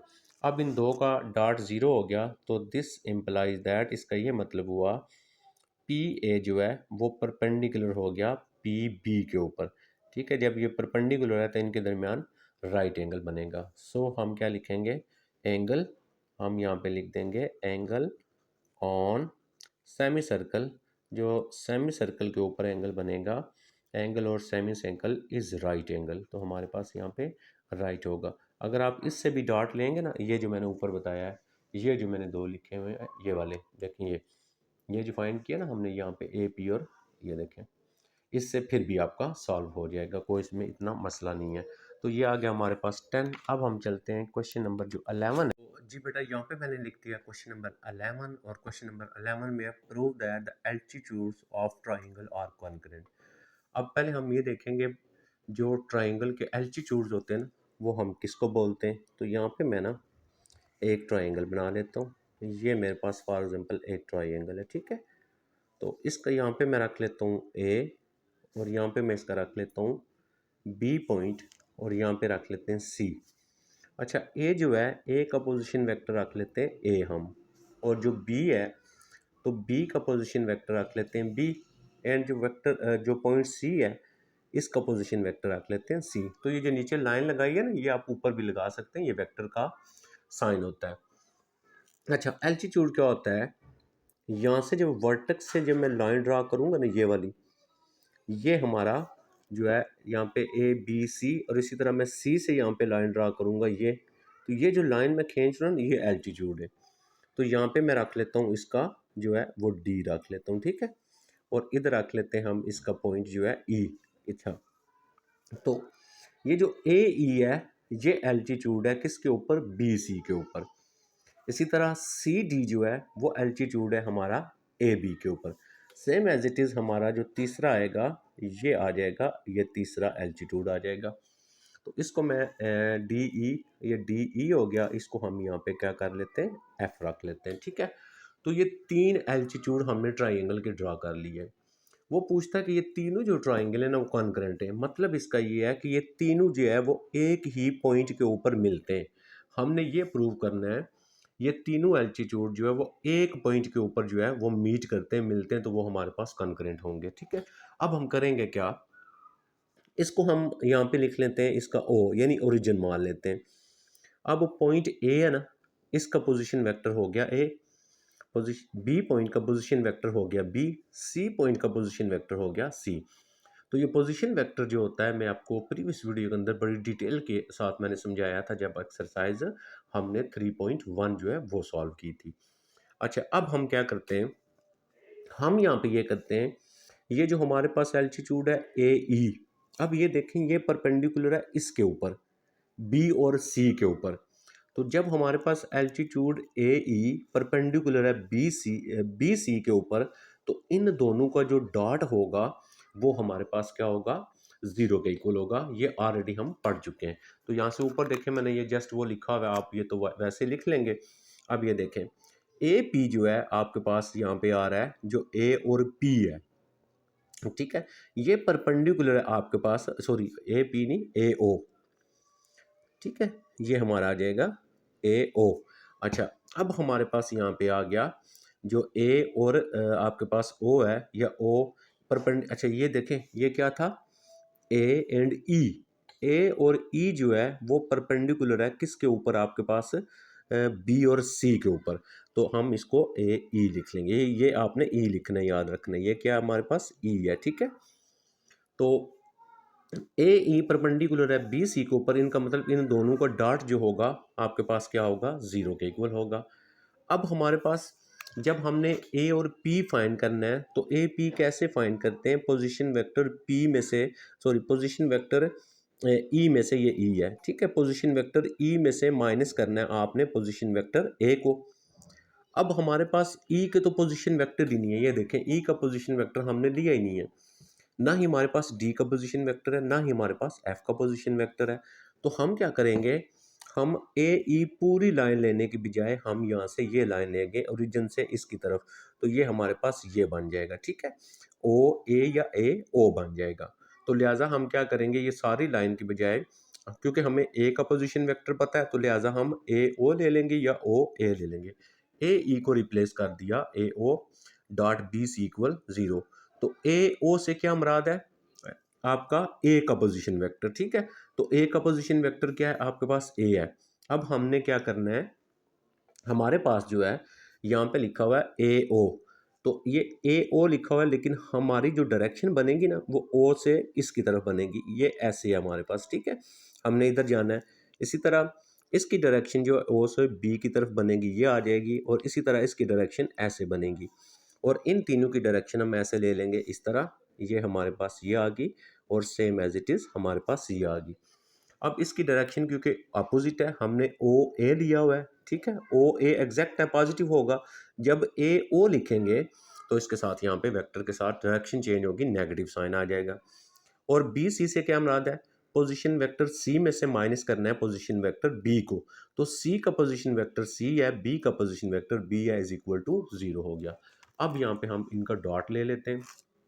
अच्छा, ए का डॉट सी से लिया, ए डॉट सी हो गया, माइनस और माइनस प्लस हो गए, ए का डॉट बी से लिया, ए डॉट बी हो गया, इज इक्वल टू जीरो। अब ये नेगेटिव वाला है उधर लेके जाएंगे, पॉजिटिव हो जाएगा, इसको इक्वेशन नंबर 1 दे दिया हमने। ठीक हो गया जी। अब हम आ जाते हैं सेकंड के ऊपर, सेकंड जो एल्टीट्यूड है उसको हम देखते हैं। अब हमारे पास यहाँ पे आ गया सेकंड जो है वो हम देखते हैं, सेकंड एल्टीट्यूड हमारे पास कौन सा है। अच्छा, सी ए, और अब हमने यहाँ पे लिया हुआ है बी ई जो है, अब मैं आपको ये बता देता हूँ ना सारा। यहाँ पे आ जाता है सी ए। अब यहाँ पे आप देखेंगे सी ए कौन सा बन रहा है, ये देखें, ये सी ए है आपके पास, ये वाला ये आ जाएगा सी ए, ये बन जाएगा आपके पास सी ए। इसके ऊपर जो एल्टीट्यूड हमने लिया हुआ है वो हमने ये लिया हुआ है बी एंड एफ, ठीक है, ये वाला हमारे पास यहाँ पे इसके ऊपर आ जाएगा। यानी हमारे पास जिस तरह मैंने ये लिया था ए ई, और लिया था हमने बी सी लिया था, अब हम यहाँ पे क्या ले लेते हैं, सी ए ले लेते हैं, और इसके ऊपर एल्टीट्यूड बन जाएगा ये वाला आपके पास बी एंड एफ बन जाएगा। ठीक है, इसको हम क्या लिखेंगे, बी एफ या एफ बी लिख लेंगे हम। तो यहाँ पे आपके पास ये जो आएगा ना, ये आ जाएगा एफ आपके पास, यहाँ पे आपने इसको एफ लिखना है। ठीक हो गया जी, ये एफ लिखा है, मैंने शायद ये गलती से लिख दी है। अच्छा, ये बी एफ है, ये बी एफ है, तो इसका मतलब ये हुआ कि यहाँ पे आपके पास ये जो है ए और सी ये परपेंडिकुलर है इसके ऊपर, बी एफ के ऊपर, इनका डार्ट क्या होगा, इनका डार्ट जीरो के इक्वल होगा। अब हमारे पास जो एफ पॉइंट है ना, एफ एफ का हमारे पास पोजीशन वेक्टर नहीं है, तो हम इस एफ को रिप्लेस कर लेंगे किस में, ओ एफ के अंदर, या हम इसको रिप्लेस कर लेंगे एफ ओ के अंदर। तो यहाँ से हमारे पास जो होगा वो हम जो है, अब ओ एफ जब लेंगे तो फिर भी हमारे पास जो होगा ना एफ के नहीं है, तो हम क्या ले लेंगे, ओ बी ले लेंगे। तो यहाँ से हमने बी ओ या ए बी और डॉट सी इक्वल जीरो ले लिया। अब आप देखें यहाँ पे आ गया बी ओ, यानी पोजीशन वेक्टर को माइनस करेंगे तो बी का पोजीशन वेक्टर माइनस बी हो जाएगा यहाँ पे, और डॉट आ जाएगा सी ए का पोजीशन वेक्टर ए है माइनस सी का पोजीशन वेक्टर सी है इक्वल जीरो, इसका हम डॉट ले लेते हैं। तो बी डॉट ए आ गया माइनस और माइनस प्लस आ गया बी डॉट सी आ गया। अब यहाँ से हमारे पास बी डॉट सी इधर रखा और इक्वल आ गया हमारे पास, ये दूसरी साइड पे लेके जाएंगे माइनस से प्लस होगा, क्वेश्चन इक्वेशन नंबर 2 आ गई। दो हमने जो है वो एल्टीट्यूड लिए, उनका डॉट लिया है। अब हम दो एल्टीट्यूड को सॉल्व करेंगे और तीसरा बनाएंगे हम, ठीक है। तो हम क्या करते हैं, हम वन और टू को कर लेते हैं ऐड। ये हमारे पास वन है और ये हमारे पास टू है, ठीक है। ये देखो ऊपर वन और टू को ऐड कर लेंगे हम। जब ऐड करेंगे ए डॉट बी ऐड हो जाएगा यहाँ पे बी डॉट सी में, देखें plus B dot C equal, ये साइड ऐड हो जाएगी इस साइड में, ए डॉट सी ऐड हो जाएगा बी डॉट ए में, ये ऐड हो गया। अब ये वाला बी ए डॉट बी या बी डॉट ए का मतलब सेम होता है, ये भी ए डॉट बी होता है, तो ये दोनों साइडों से कैंसिल हो जाएंगे क्योंकि इधर लेके आएंगे माइनस हो जाएगा। इधर बच गया बी डॉट सी और इसको इधर लेके आए minus A dot C equal zero हो गया। तो यहाँ पे अगर आप देखें जो हमारा बी और डॉट सी बनेगा, यानी बी डॉट जो सी बन रहा है माइनस ए डॉट सी बन रहा है, इसमें से सी ले लेते हैं कॉमन, यहाँ पे भी सी है यहाँ पे भी है, तो ये हमने कॉमन ले लिया और डॉट उसी तरह लिखना है। तो बी माइनस ए का क्या मतलब है, position vector of B minus position vector of A, इसको आप माइनस कॉमन ले लें। जब माइनस कॉमन लेंगे ये माइनस यहाँ पे बाहर आएगा ना, इधर माइनस कॉमन लेंगे, इधर माइनस आएगा, ये हो जाएगा प्लस और ये हो जाएगा माइनस, वो जो माइनस इधर आएगा उसको सी के साथ लगा लिया, ठीक हो गया जी। अब ये बन गया ए माइनस बी डॉट माइनस सी बन गया, इसका मतलब ए माइनस बी का क्या मतलब है, position vector of A and this is position vector of B.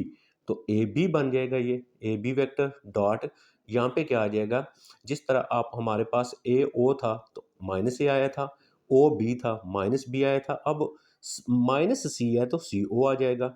अब ये बन गया तीसरा आपके पास, ये देखें ये बन गया आपके पास तीसरा जो है वो, यानी तीसरा एल्टीट्यूड ए बी, और तीसरा क्या बनेगा, ओ सी।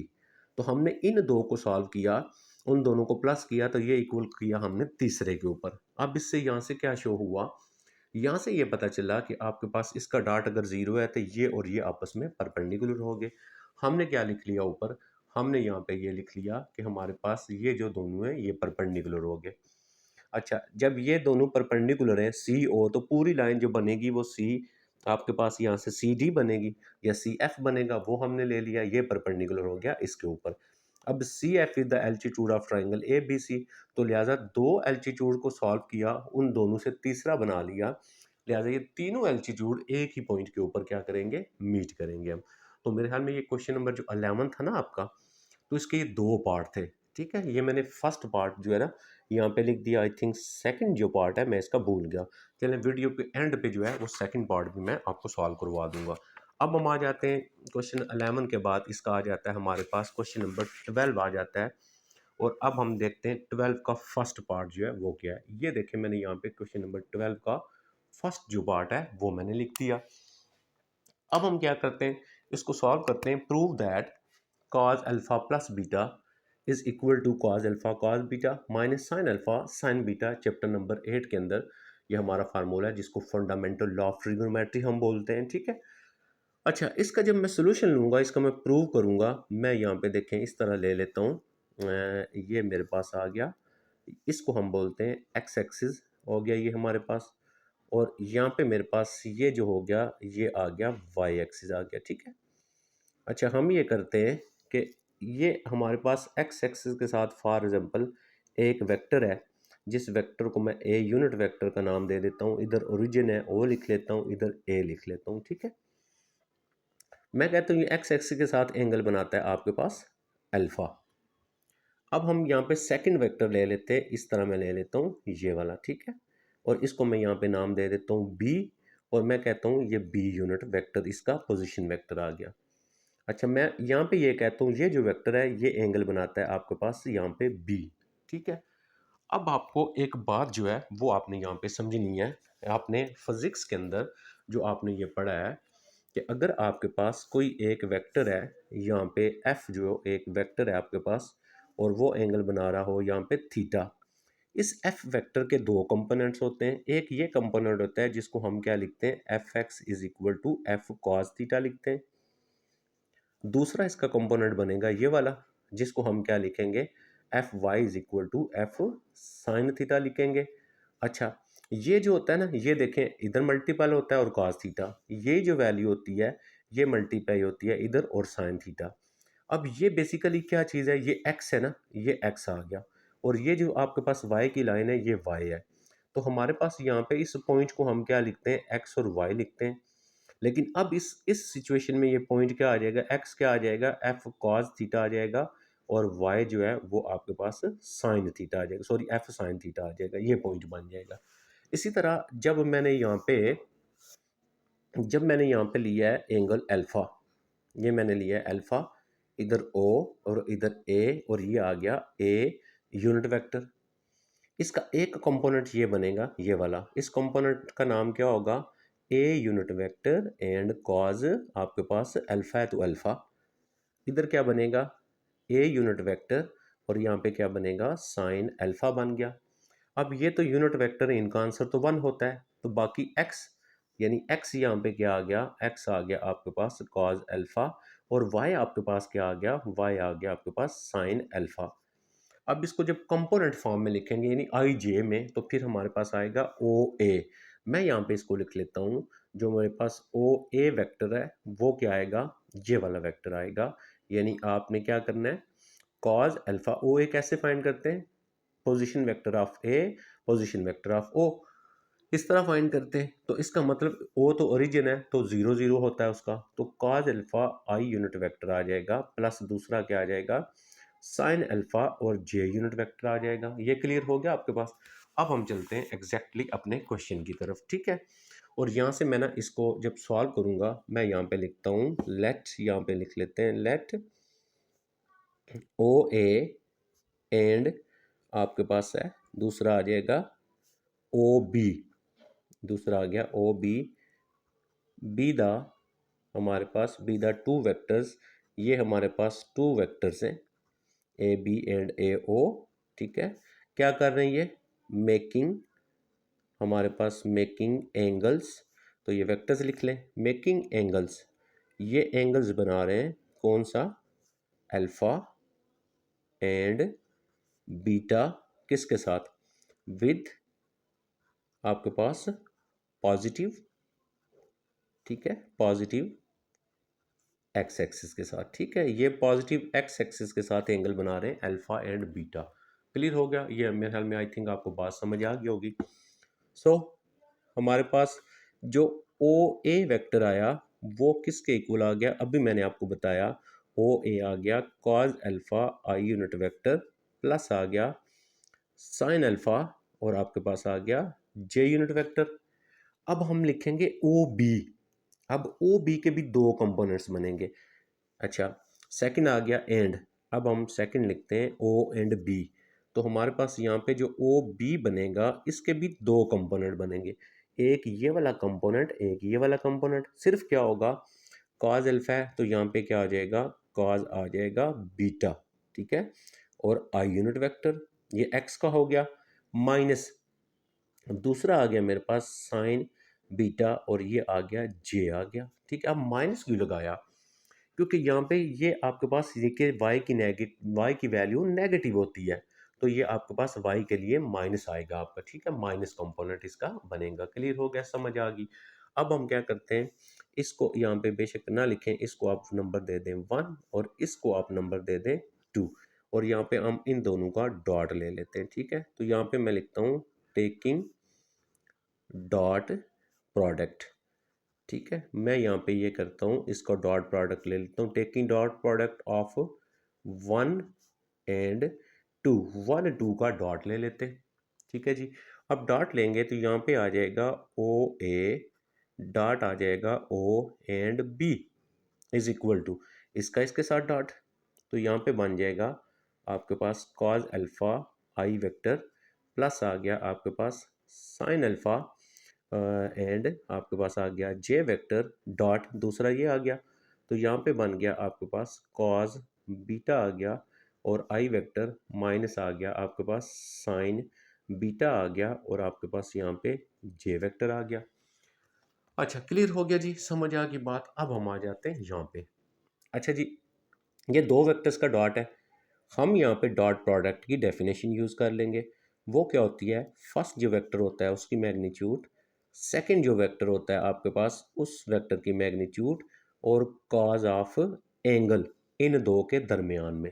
अब इन दो के दरमियान में वाला एंगल लिखना है, किसके दरमियान में, ओ ए एंड ओ बी के दरमियान में, ओ ए एंड ओ बी के दरमियान में ये टोटल एंगल बनेगा ये वाला, तो ये एंगल क्या बन जाएगा, अल्फा प्लस बीटा आ जाएगा टोटल एंगल आपका, ठीक है।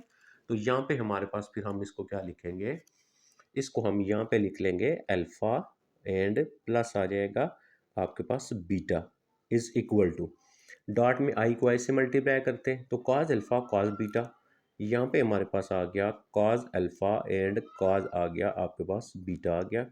ओके जी, जे को मल्टीप्लाई करते हैं जे वाले के साथ तो प्लस माइनस माइनस हो गया, यहाँ पे आ गया minus sine alpha sign beta, तो ये आ गया हमारे पास यहाँ पे साइन अल्फा एंड साइन आपके पास बीटा हो गया, ठीक है।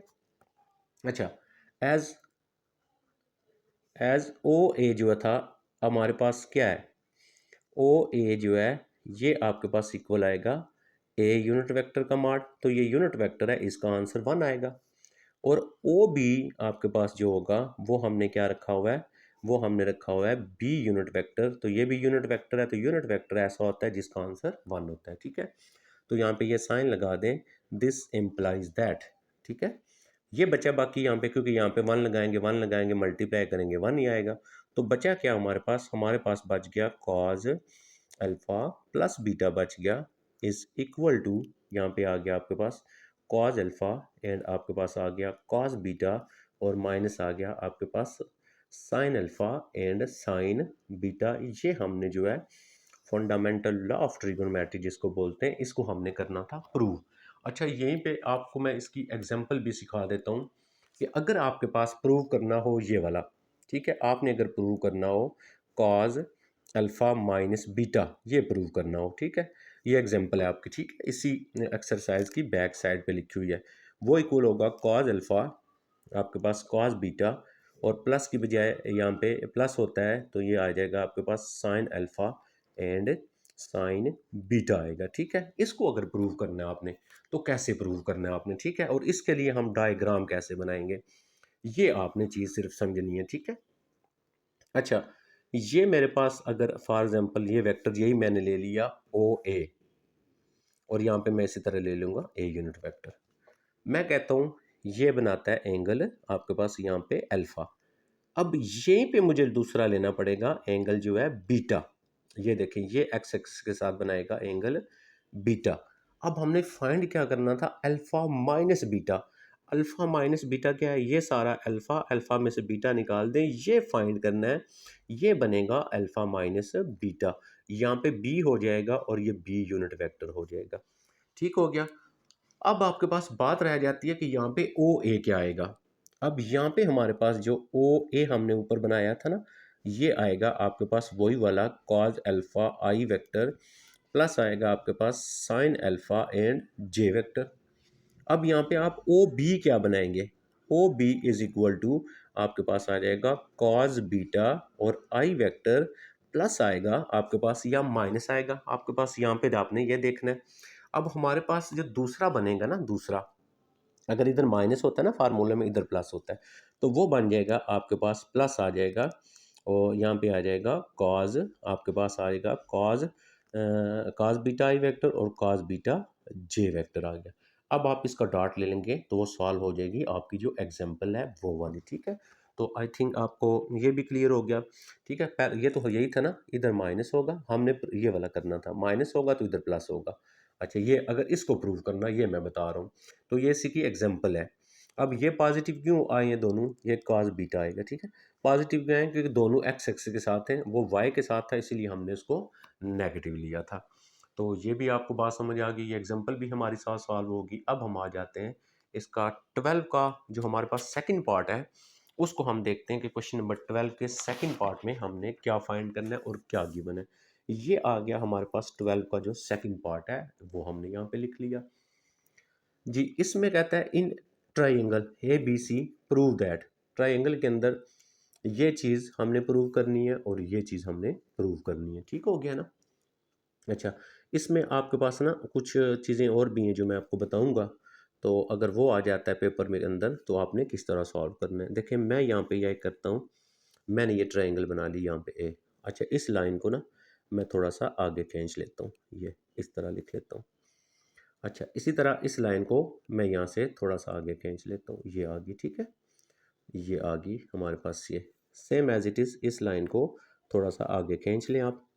और इसी तरह इस लाइन को हमने खींच लिया। यहाँ पे मैंने फॉर एग्जांपल ट्रायंगल का नाम दे दिया ए, और मैं कहता हूँ ये एंगल बनाता है अल्फ़ा। और यहाँ पे मैंने जो है इस ट्रायंगल को नाम दे दिया, इधर मैं दे देता हूँ बी, इधर मैं बी नाम दे देता हूँ, और मैं यहाँ पे कहता हूँ ये एंगल बनाता है, ट्रायंगल बनाती है बीटा। ओके, इसको मैंने नाम दे दिया सी, और मैं यहाँ पे कहता हूँ ये एंगल बनाती है गैमा जो है, ठीक है। अब हमने क्या करना है, अब हमने ये देखना है कि इसका यहाँ पे जो बाहर वाला एंगल होगा ना, ये कितना होगा, ठीक है। अब देखें, ये जो अगर मैं लाइन आगे लेके जाता हूँ ना, ये वाली, तो इस पूरी लाइन के साथ एंगल होता है, यानी इस स्ट्रेट लाइन के साथ एंगल होता है 180 का। 180 में से ये गिवन है, ये देखें ये वाला है अल्फ़ा, ठीक है। ये सारी लाइन के साथ तो 180 होगा, ये गिवन है। हमने फाइंड करना है ये वाला। तो ये टोटल 180 में से ये निकाल देंगे तो बाहर वाला कितना बनेगा, 180 माइनस आ जाएगा अल्फ़ा, यानी मैं इसको क्या लिख सकता हूँ, पाई माइनस अल्फ़ा लिख सकता हूँ। तो यहाँ पे जो मेरे पास एंगल बनेगा, पाई माइनस जो होगा उसमें से हम क्या कर लेंगे, इसको मैं यहाँ पे अल्फ़ा रख सकता हूँ। मैं इसको ए भी लिख सकता हूँ, ठीक है, क्योंकि ये इसका एंगल ए भी हम लिख सकते हैं। इसको मैं लिख लेता हूँ pi minus A for example. अच्छा, सेम एज इट इज़ यहाँ पे जब ये वाला बनेगा एंगल मेरा, यहाँ पे इसको मैं लिख लेता हूँ पाई माइनस जो है वो बीटा लिख लें, या आप इसको बी लिख लें, ठीक है, क्योंकि अगर क्वेश्चन में अल्फ़ा बीटा है तो आप उसी तरह इसको लिखेंगे। क्योंकि आपने इसको अल्फ़ा रखा हुआ है तो लिहाजा आप यहाँ पे अल्फ़ा ही लिखें, और पाई माइनस इसको आप यहाँ पे बाहर बनेगा बीटा लिख लें। अब हम आ जाते हैं इसके साथ यहाँ पे, ये जो बनेगा ये बन जाएगा पाई माइनस गैमा आ जाएगा, ओके। अब हम इसको डायरेक्शन इसके ले लेते हैं, इस तरह टेक इन ऑर्डर उसको बोलते हैं, यानी एक ही डायरेक्शन में हमने इसको ले लिया, ठीक हो गया जी। अच्छा, अब हम इसी को यूज़ करेंगे और क्वेश्चन को हमने ये दो प्रूव हमने बनाने हैं। तो यहाँ पे क्वेश्चन में बाज़ का आपका पेपर में ये भी आ सकता है, A square is equal to B square C square minus two आएगा, और आ जाएगा बी सी। ये पहले बार ये सॉल्व करते हैं ना, फिर मैं आपको आगे बताता हूँ ये कैसे हो सकता है पॉसिबल, ठीक है। पहले हम कर लेते हैं इसको। अच्छा, हम यहाँ पे क्या लिखेंगे, ये वेक्टर ये ए है, तो ए की सामने वाली जो साइड होती है वो क्या होती है आपके पास, स्मॉल ए। बी की जो सामने वाली साइड होती है वो आपके पास होती है स्मॉल बी। ये सी है, सी की सामने वाली स्मॉल साइड को शो कर लेते हैं स्मॉल सी के साथ। अच्छा, अब हम क्या करेंगे, अब हम यहाँ पे ये करते हैं, अब हम लिखेंगे from triangle A B C, from triangle A B C. जब मैं किस ट्राइंगल की तीनों साइड्स को जो वेक्टर मैंने लिए हैं उनको मैं प्लस करूँगा, सम करूँगा, उसका आंसर क्या आएगा, ज़ीरो के इक्वल आएगा। क्यों आएगा ज़ीरो, देखें आपने हेड टू टेल रूल पढ़ा, ये अगर वेक्टर ए है, यहाँ से आपके पास ये वेक्टर होगा बी। अगर तीसरा जो वेक्टर होगा ना, इसका और लास्ट का दोनों को हेड मिले टेल मिले, इसको बोलते हैं रिजल्टेंट वेक्टर। ये इक्वल होगा इन दोनों के सम के इक्वल, ठीक है। लेकिन अगर इसकी डायरेक्शन भी इधर होगी ना तो यहाँ पे होगा माइनस, तो जब वो माइनस आएगा उधर जाएगा तो प्लस होगा, इक्वल 0 आ जाएगा। अब यहाँ पे देखें तीनों की डायरेक्शन सेम है, तो लिहाजा तीनों का जो सम होगा वो इक्वल आपके पास किसके आ जाएगा, 0 आ जाएगा। अब आपने यहाँ पे प्रूव क्या करना है, सी, तो आपने यहाँ से सी की वैल्यू निकालनी है। अगर क्वेश्चन में आ जाता है कि आप बी स्क्वायर प्रूव करें, आपने यहाँ से बी की वैल्यू निकालनी है। अगर क्वेश्चन में आ जाता है ए, तो आपने ए की वैल्यू निकालनी है। अब हमने क्योंकि प्रूव में हमारा सी है, तो हम यहाँ से सी की वैल्यू निकालेंगे। आई थिंक आप मेरी बात समझ गए होंगे। ये उधर जाएगा, ये आ गया माइनस ए, और माइनस क्या आ गया आपके पास, बी आ गया। ठीक हो गया जी, बात समझ आ गई। अच्छा, अब जिसकी वैल्यू निकालनी है उसी के साथ आपने इसका डॉट लेना है। अब हम यहाँ पे क्या लिखेंगे, टेकिंग डॉट प्रोडक्ट, उसी के साथ डॉट प्रोडक्ट विद सी, सी के साथ डॉट ले लेंगे। तो ये क्या बनेगा, सी डॉट सी बन गया, इक्वल यहाँ पे आ जाएगा आपके पास माइनस ए, माइनस आ गया आपके पास बी, और यहाँ पे क्या आ जाएगा, डॉट सी आ गया। हम यहाँ पे क्या करेंगे, सी डॉट सी क्या होता है जी, ये बार बार मैं आपको पढ़ा चुका।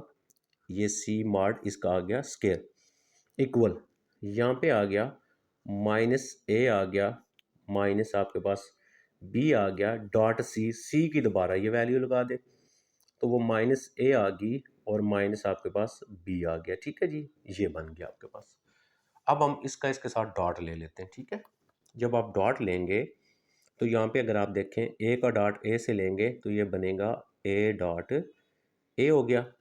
अच्छा, ए का डॉट बी के साथ लेंगे, माइनस और माइनस प्लस हो गया, ए डॉट आपके पास बी हो गया। अब माइनस और माइनस फिर प्लस हो गया, बी का इसके साथ लेंगे ए के साथ, तो बी डॉट आपके पास ए आ गया, माइनस और माइनस आ गया आपके पास प्लस, और यहाँ पे आ गया बी डॉट आपके पास बी हो गया।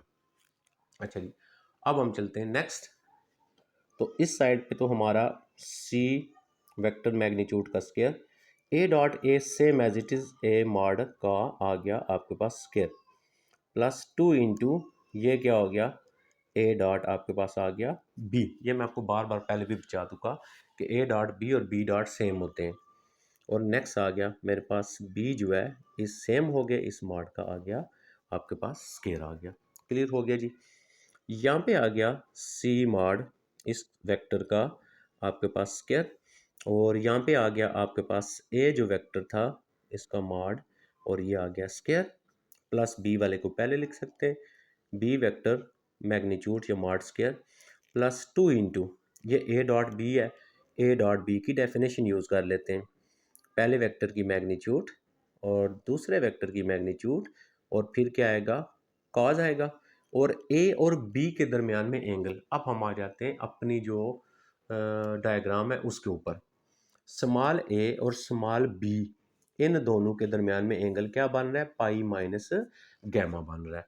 तो लिहाजा यहाँ पे हमारे पास जो एंगल आया वो क्या आ गया, वो आ गया पाई माइनस आपके पास गैमा आ गया। ओके जी, क्लियर होगी बात। अच्छा जी, ये हो गया हमारे पास सी स्केयर। ठीक है, क्योंकि इसकी मैग्नीट्यूड या वेक्टर गिवन नहीं है तो हम जस्ट सी स्केयर लिख लेंगे। ये आ गया हमारे पास same as digit B square, ये हमारे पास आ गया बी स्केयर ए स्केयर, और माइनस 2 आ गया, और ये आ गया ए बी आ गया, और यहाँ पे कॉज पाई माइनस गैमा का जो आंसर होता है। ठीक है, ये आपने अगर ट्रिग्नोमेट्री नहीं पढ़ी, अगर पढ़ ली है तो आप cause alpha cos beta sine alpha sign beta formula लगाएं, तो इसका जो आंसर आएगा यानी आपके पास कॉज पाई माइनस गैमा जो होगा वो इक्वल होता है आपके पास से कॉज गैमा के इक्वल होगा। ठीक है, समझ आ गई बात। तो इसका ये माइनस और ये वाला आपके पास, ये देखें यहाँ पे आपके पास प्लस था, तो वो प्लस की वजह से ये मैंने माइनस लिख दिया, और ये आ गया आपके पास कॉज और गैमा आ गया। ठीक है, ये बात आप मेरे ख्याल में जो एंगल की बताई है वो आप समझ चुके होंगे। अच्छा, ये हो गया मेरे पास फर्स्ट जो प्रूफ था वो वाला। यहाँ पे आ जाते हैं, ये हमने कर दिया। तो इसी में पेपर में आ सकता है, चांसेस हैं यहाँ पे ए स्केयर हो सकता है या बी स्केयर हो सकता है। मैंने आपको तरीका सारा बता दिया। अब हमने प्रूव करना है ये। इसको प्रूव करने के लिए सेम हमारे पास यही डायग्राम होगी, यहाँ तक हमारा सेम होगा। तो मैं इसको ना यहाँ पे इस तरह दे देता हूँ, नंबर 1 दे देता हूँ। ठीक है, यानी आपने दूसरे पार्ट के लिए इतना हमारा सेम होगा। हमने करना क्या है यहाँ पे, अब हम लिखेंगे, देखें अब हमें वैल्यू किसकी निकालनी है, सॉरी अब मैंने बी निकालना है, ठीक है। तो आप नंबर ना दें, फिर आप यहाँ से बी की वैल्यू निकाल लेंगे, ठीक है, क्योंकि आपने बी फाइंड करना है तो बी की वैल्यू निकालेंगे, अगर सी होगा सी की निकालेंगे, ए होगा तो ए की निकालेंगे।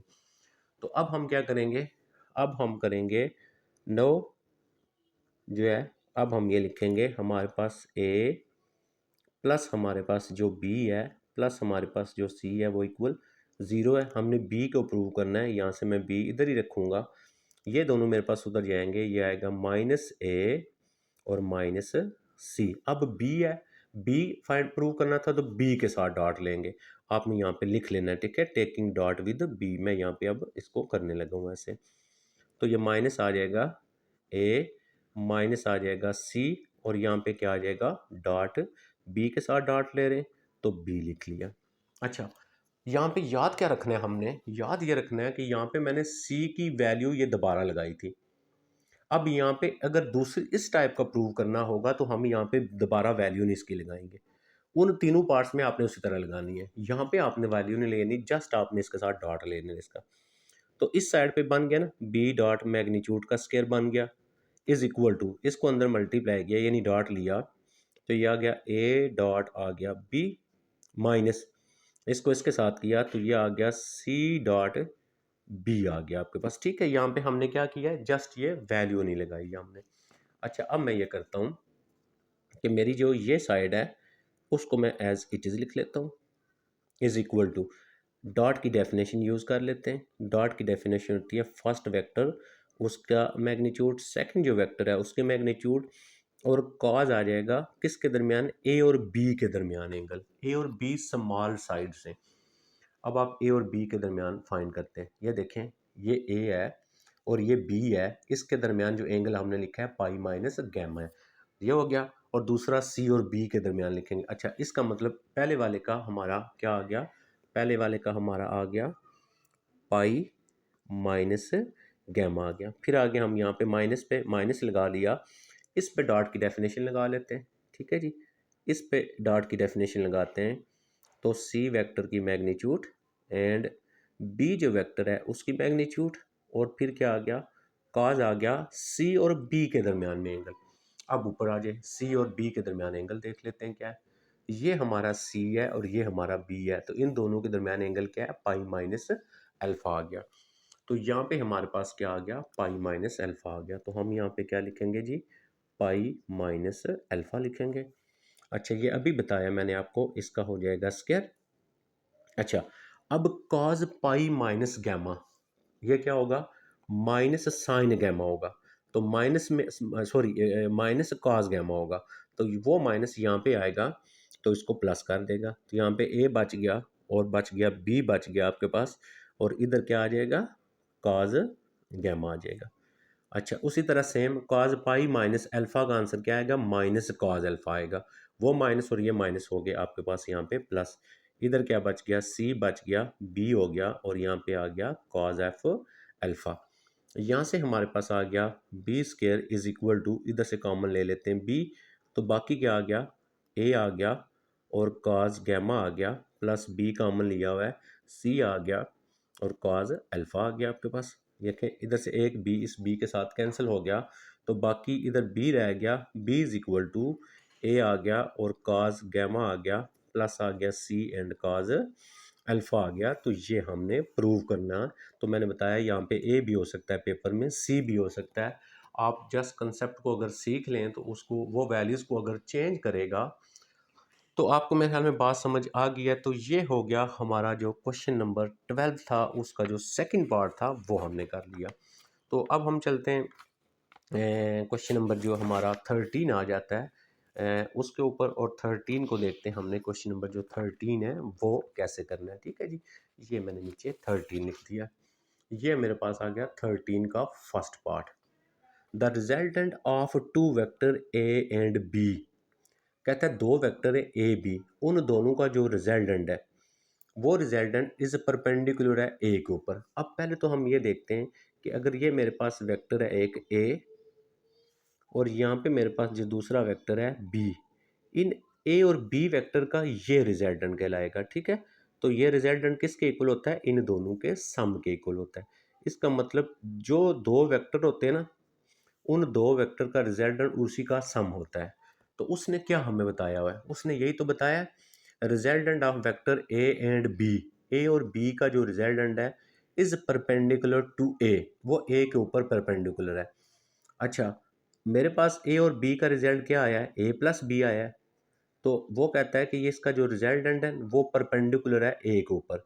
ए के ऊपर परपेंडिकुलर है, उसका डॉट लूंगा तो आंसर जीरो आएगा, क्योंकि दो वेक्टर्स का डॉट जीरो होता है तो इसका मतलब वो दोनों परपेंडिकुलर होते हैं, ठीक है। तो अगर आपने गौर से बातें सुनी हुई हैं तो मेरे ख्याल में आप ये समझ चुके होंगे ये क्या है। तो अब हम यहाँ पे इसका ले लेते हैं सोल्यूशन, ठीक है। जब हम इसका सोल्यूशन लेते हैं या प्रूफ भी लिख सकते हैं। अच्छा, हम लिखते हैं रिजल्टेंट,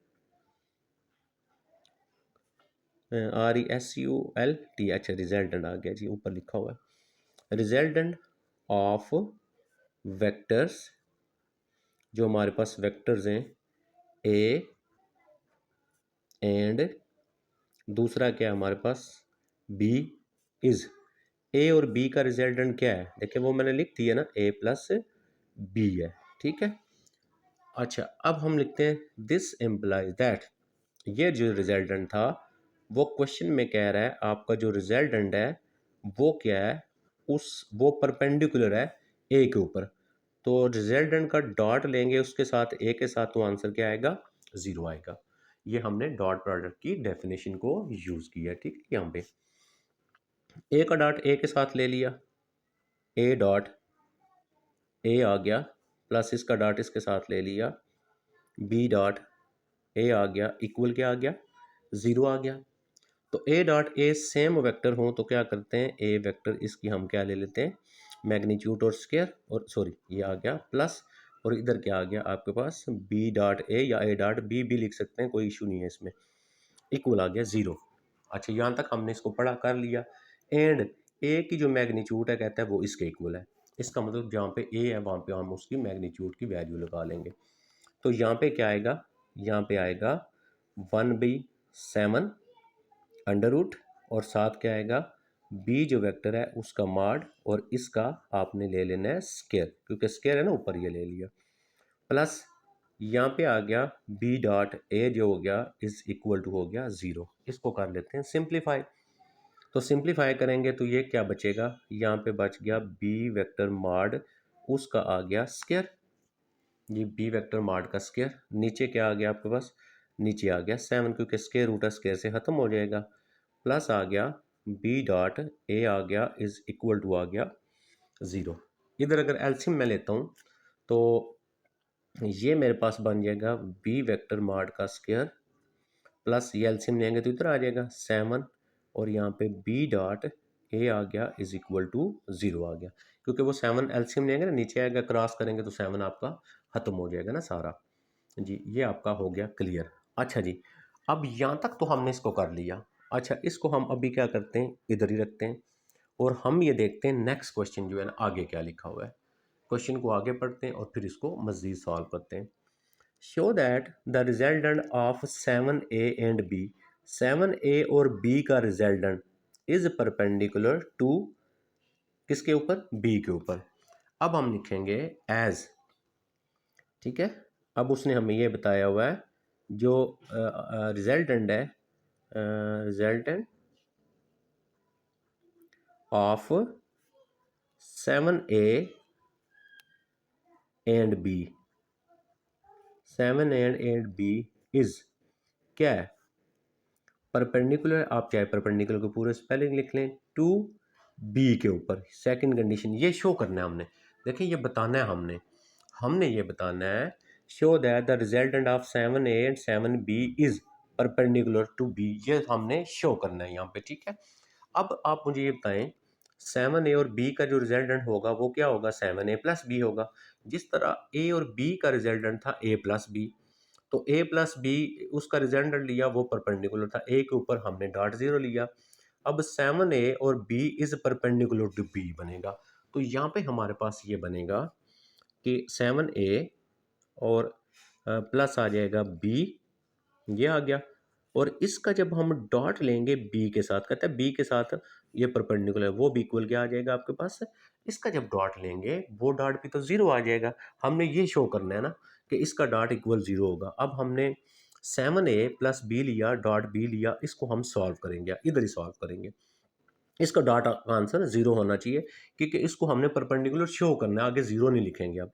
अच्छा, इसका डॉट जब इसके साथ लेंगे, 7 आ गया ए, डॉट आ गया आपके पास बी, प्लस यहाँ पे क्या आ गया आपके पास बी डॉट, आपके पास आ गया बी।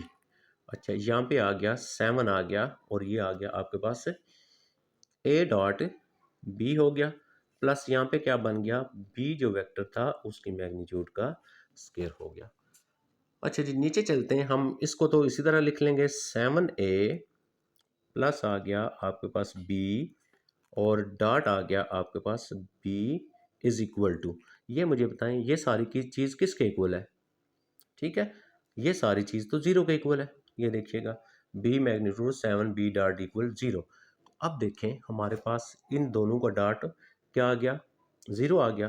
तो हम क्या लिखेंगे, this show that, this show that 7a plus B is perpendicular, यहाँ पे परपेंडिकुलर की स्पेलिंग पूरे लिख लेने, इज परपेंडिकुलर टू बी। ठीक है, तो ये हमारा प्रूव जो था वो हो गया। तो ये था जी 13 का फर्स्ट पार्ट। हम चलते हैं 13 का जो सेकंड पार्ट है उसको हम देख लेते हैं। 13 का जो सेकंड पार्ट है उसको हमने कैसे करना है, ये आ गया 13 का जो मेरे पास सेकंड पार्ट था वो मैंने यहाँ पे लिख दिया। अच्छा जी, क्या है 13 के सेकंड पार्ट में, prove that A unit vector plus B unit vector is, कहता है ए यूनिट वेक्टर और plus B unit vector is equally inclined. Equally inclined का मतलब होता है कि सेम एंगल होना चाहिए, equally inclined to A and B. यानी मैं आपसे ये कहता हूँ कि अगर मेरे पास एक वेक्टर है ए और दूसरा वेक्टर है मेरे पास बी, तो इन दोनों के दरमियान जो एंगल मेरे पास बने ना, कॉज अल्फ़ा फॉर एग्जांपल मैं लिख लेता हूँ, तो एंगल का कैसे फाइंड करते हैं, A dot B divided by क्या होता है, A magnitude and B magnitude. इसी तरह मेरे पास यहाँ पे तीसरा वेक्टर हो कोई सी, तो इसका मैं इसके साथ लूँ और मैं कहूँ ए और सी के दरमियान एंगल बनता है बीटा, तो मैं कहता हूँ कॉस बीटा। तो अब ये दो हो गए, ये आएगा ए मैग्नीट्यूड और सी मैग्नीट्यूड, और नीचे क्या, सॉरी ए डॉट सी, ऊपर आएगा ए डॉट सी और नीचे ए मैग्नीट्यूड एंड सी मैग्नीट्यूड।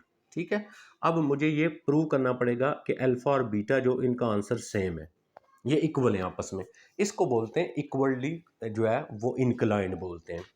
तो मैं क्या करता हूँ, मैं ये लिख लेता हूँ, पहले मैंने इसका जो एंगल है इसका एंगल इसके दरमियान बनाना है। अच्छा, जब मैं ये बनाऊंगा तो मैं यहाँ पे सोल्यूशन पहले लिख देता हूँ, ये प्रूव भी लिख सकते हैं आप ना। अच्छा, मैं क्या करता हूँ, लेट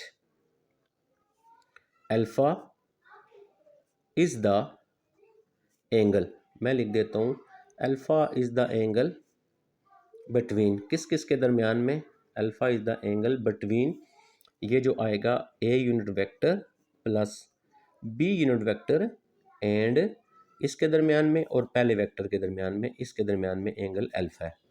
ठीक है, अच्छा ये हो गया। बीटा इज द एंगल, मैं दूसरा लिख देता हूँ, बीटा इज द, यहाँ पे लिख देता हूँ beta is the angle, beta जो एंगल है आपके पास किसके दरमियान, बिटवीन, आपके पास यही वाला, between A plus B and दूसरा जो वेक्टर है उसके साथ बी के साथ। ओके, क्लियर हो गया। अच्छा, दो वेक्टर्स के दरमियान में जो एंगल होता है उसको हम कैसे लिखते हैं, हमारे पास पहला आ जाएगा, पहला एंगल अल्फा है, तो कौन से दो वेक्टर है, ये और ये है, तो हम यहाँ पे ये लिखेंगे, पहला जो वेक्टर होगा वो वाला, और डॉट जो दूसरा वेक्टर होगा तो दूसरा क्या है आपके पास ये आ गया। ठीक है, यहाँ से एक चीज़ और भी है, ए वेक्टर और बी वेक्टर, इसको मैं चेक कर लेता हूँ कि ये भी यूनिट वेक्टर तो नहीं है। तो अगर तो ये यूनिट वेक्टर हैं तो फिर हमें थोड़ा सा इसको चेंजिंग करना पड़ेगा। मैं क्वेश्चन में मेरे ख्याल में कहीं मिस्टेक ना कर दी हो, तो ये मैं चेक कर लेता हूँ जी। ए और बी जो है आपके पास यहाँ पे आ रहा है, हाँ जी ये वेक्टर ही है, ओके ये वेक्टर ही है आपके पास। ठीक है, अच्छा, अब मैं इसका ले लेता हूँ काज लेते हैं। काज होता है दो वेक्टर्स का डॉट होता है, और उसके बाद क्या होता है, वो जो वेक्टर्स होते हैं ना, पहला वेक्टर उसका मैग्नीट्यूड होता है, मॉड होता है, यानी उसकी लेंथ होती है, और जो दूसरा होता है उसकी लेंथ होती है। क्लियर हो गया? अच्छा, एक चीज़ यहाँ पे मैं और बता दूँ, हमारे पास जो ए यूनिट वेक्टर होता है वो किसके इक्वल होता है, vector divided by vector magnitude होता है। ठीक है, वेक्टर डिवाइडेड बाई वेक्टर, उसी वेक्टर की मैग्नीट्यूड उसको बोलते हैं यूनिट वेक्टर।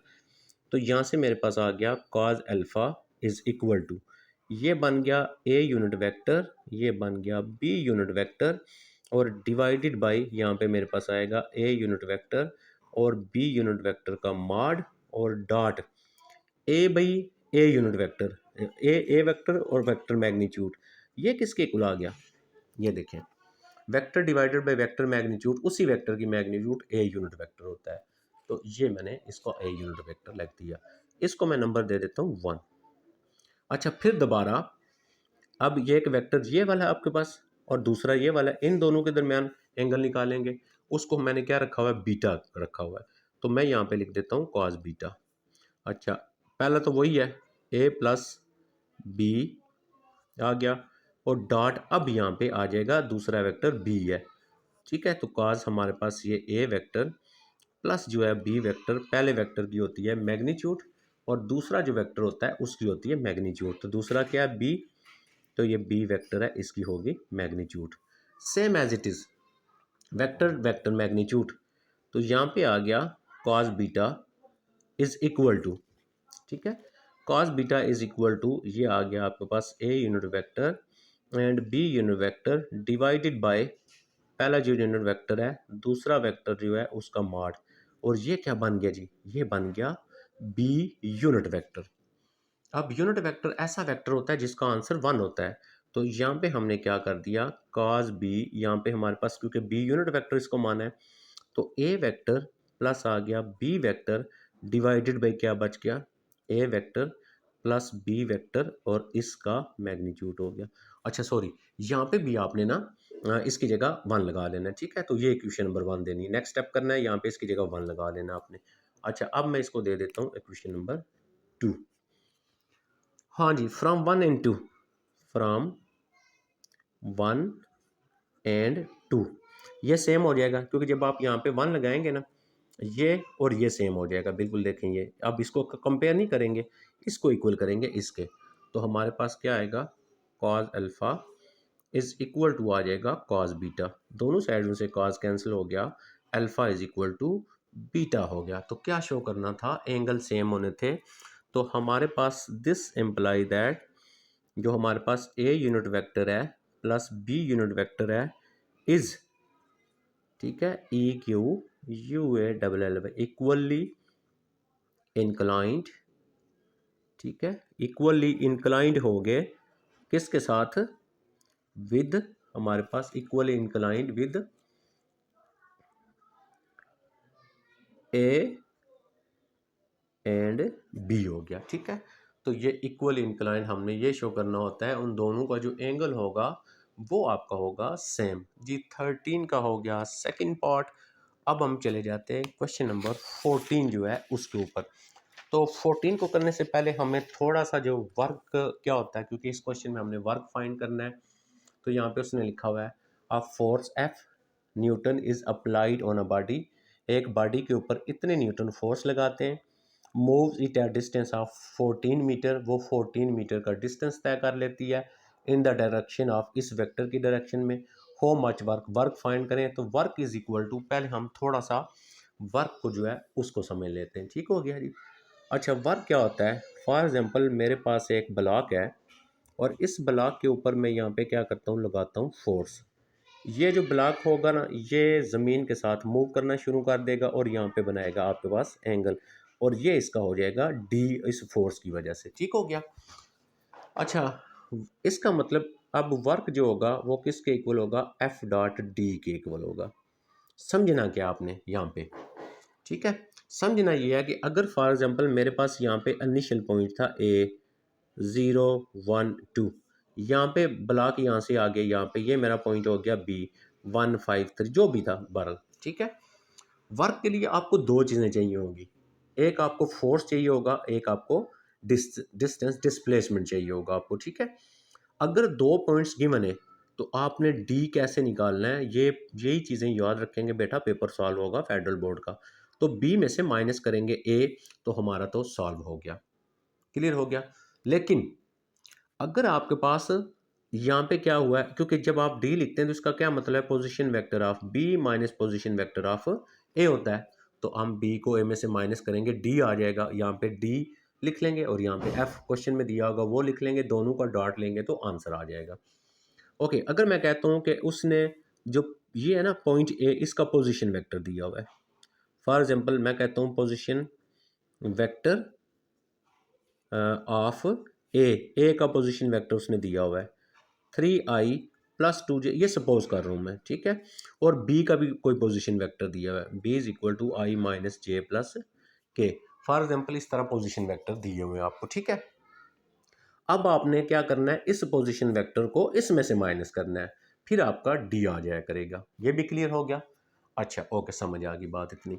तीसरी चीज याद क्या रखनी है आपने, ठीक है, क्योंकि आपका पेपर बेटा चेंज होगा, मैं कंसेप्ट होगा सीधा, लेकिन क्वेश्चन जो होगा चेंज होगा। इस टाइप का आपको कुछ भी वो दे सकते हैं, जिस तरह से प्रीवियस मैंने किया कि A square is equal to B square C square वाले, वो भी आपके वहाँ से वो सी या ए की वैल्यू भी दे सकता है।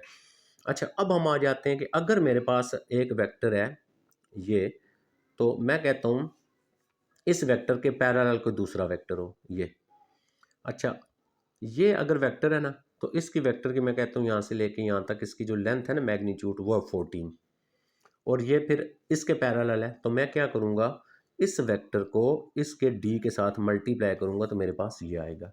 ये तीन चीज़ें थी जो हमने समझनी थी। अब हमारा वर्क का किसी टाइप का भी क्वेश्चन हो हम सॉल्व कर लेंगे। देखें, फोर्स तो ऑलरेडी गिवन है, is applied on a body, move it at a distance of 14 meter in the direction of the vector.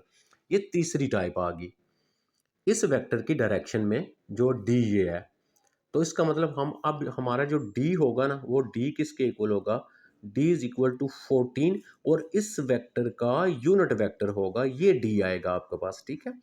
ये ऑलरेडी हमने किया है, एक वेक्टर को दूसरी इन the direction of second vector unit vector कैसे निकालते हैं, एक्सरसाइज 3.1 के अंदर हमने सॉल्व किया था।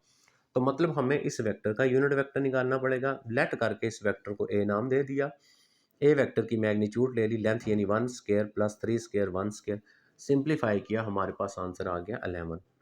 यूनिट वेक्टर क्या होता है, vector divided by vector magnitude, तो वेक्टर यही वाला लिख दिया, वेक्टर मैग्नीट्यूड ये आ गई।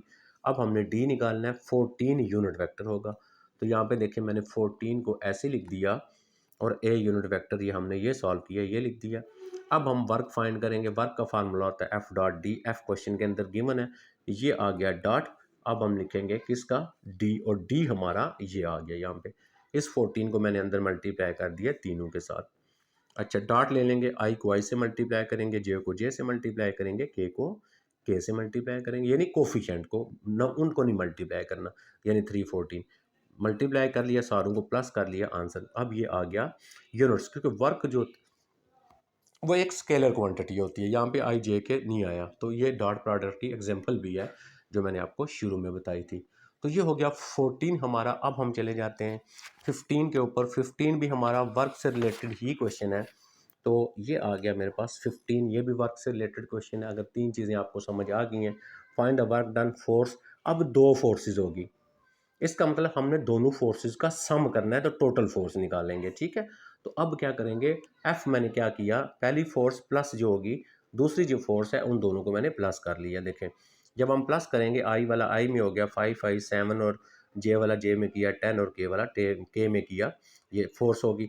अब देखें, acting on a particle moving from point P to Q, ठीक है, पी से क्यू की तरफ। अब पी का पोजीशन वेक्टर दे दिया उसने, और क्यू का पोजीशन वेक्टर दे दिया। अब डी निकालेंगे तो पोजीशन वेक्टर पी क्यू, यानी क्यू में से माइनस करेंगे पी के, क्यू मैंने यहाँ पे लिख दिया, माइनस आ गया मेरे पास, आगे आ गया पी, यहाँ पे मैंने जो है वो पी भी लिख दिया। तो अब यहाँ पे माइनस करेंगे तो ये साइन मैंने चेंज किए हुए। इन वेक्टर को सॉल्व कर लें, अब आप वर्क का फार्मूला लगा लें, तो work is equal to F dot, आपके पास डी होता है, यहाँ पे एफ की वैल्यू लगा ली, डॉट डी की लगा ली, मल्टीप्लाई करें, आपका वर्क आ गया। अब हम आ जाते हैं जो हमारा लास्ट जो क्वेश्चन है, उसके ऊपर, और वो बुक से मैं आपको क्वेश्चन बताता हूँ क्योंकि मैंने यहाँ पे आई थिंक नोट नहीं किया हुआ। तो इसका जो लास्ट क्वेश्चन था वो क्या है और उसको हमने कैसे सॉल्व करना है, यहाँ पे आ जाते हैं, मैं आपको ये इनसे इसका बताऊंगा। ठीक हो गया जी। अच्छा जी, क्या क्वेश्चन है ये देखें, लास्ट वाला 16 जो है, ये आपको नज़र आ रहा होगा जी। 16 क्वेश्चन है, इस 16 क्वेश्चन को हमने करना है सॉल्व। अब मैं आपको थोड़ा सा, आपको नज़र भी आए साथ ना, क्योंकि मैंने इसको सॉल्व भी करना है। अच्छा क्या है, अ box is dragged on a surface और फ्लोर। कहता है एक बॉक्स है जिसको हम एक सरफेस पे खींच रहे हैं, ठीक है, on a floor by a string, एक रस्सी के साथ। That is apply a force F, उसके ऊपर जो फोर्स लगा रहे एफ इज इक्वल टू वो 30 न्यूटन की लगा रहे एट एन एंगल ऑफ 30। अब ज़रा वो एंगल बनाएगा तो कहाँ पे बनाएगा, एंगल बनाएगा यहाँ पे, ये आ गया theta is equal to 30 degree. Find the work done by the force, इस फोर्स की वजह से वर्क फाइंड करें। When box is displace from distance of 10 meter. अब हमने क्या करना है, उसका डिस्टेंस यहाँ से लेके यहाँ तक जो डी आया ना, वो कितना आ गया, वो 10 मीटर आ गया। ठीक है, अब हमने इसका वर्क कैलकुलेट करना है। अच्छा, वर्क के लिए हमने क्या पढ़ा, W is equal to F dot D, हमने तो ये फार्मूला पढ़ा वर्क का। ठीक है, अच्छा अब यहाँ पे थीटा दिया हुआ है तो आपके पास एफ एक्स बनेगा, तो एफ एक्स किसके इक्वल होगा, एफ कॉज थीटा के इक्वल होगा। ठीक है, तो यहाँ पे आ जाएगा F X is equal to, F की वैल्यू कितनी है, एफ की वैल्यू है 30, मल्टीप्लाई कॉज, और आपके पास आ गया थीटा की वैल्यू कितनी होगी, 30 डिग्री। यहाँ से पहले एफ एक्स निकाल लेते हैं, तो ये आ गया 30 मल्टीप्लाई कॉज 30 पे वैल्यू निकालेंगे √3/2 होती है आपके पास। ठीक है, कॉज 30 पे। अच्छा अभी मैं, मुझे ये ज़बानी अभी जहन में भी नहीं आ रहा, क्योंकि साइन 30 पे होता है 1/2, और ये होती है आई थिंक, हाँ जी, √3/2 होती है। अच्छा ये कैंसिल कर लिया, ये आ गया 15, फिर भी बहरहाल आप इसको चेक कर लेंगे। तो यहाँ से मेरे पास एफ एक्स जो आया, F X is equal to 15√3 आ गया। अब मेरा जो वर्क बनेगा ना, W is equal to F S dot D बनेगा। यहाँ पे मेरे पास आ गया 15√3, और मल्टीप्लाई डी मेरा क्वेश्चन में गिवन है 10, इसको इससे मल्टीप्लाई किया आपने 150 हो गया, और √3, अब इसका √3 ले लेना है आपने, इसका ये थोड़ा सा ऊपर करता हूँ, इसका अंडर रूट ले लेना है और इसका मल्टीप्लाई करना है, आपका वर्क जो है वो आ जाएगा। मुझे उम्मीद है आपको ये सारी एक्सरसाइज समझ आ गई होगी। अपना ख्याल रखिएगा बहुत सारा, और वीडियो अच्छी लगती है उसको लाइक किया करें, एक कमेंट्स किया करें। अल्लाह हाफिज़।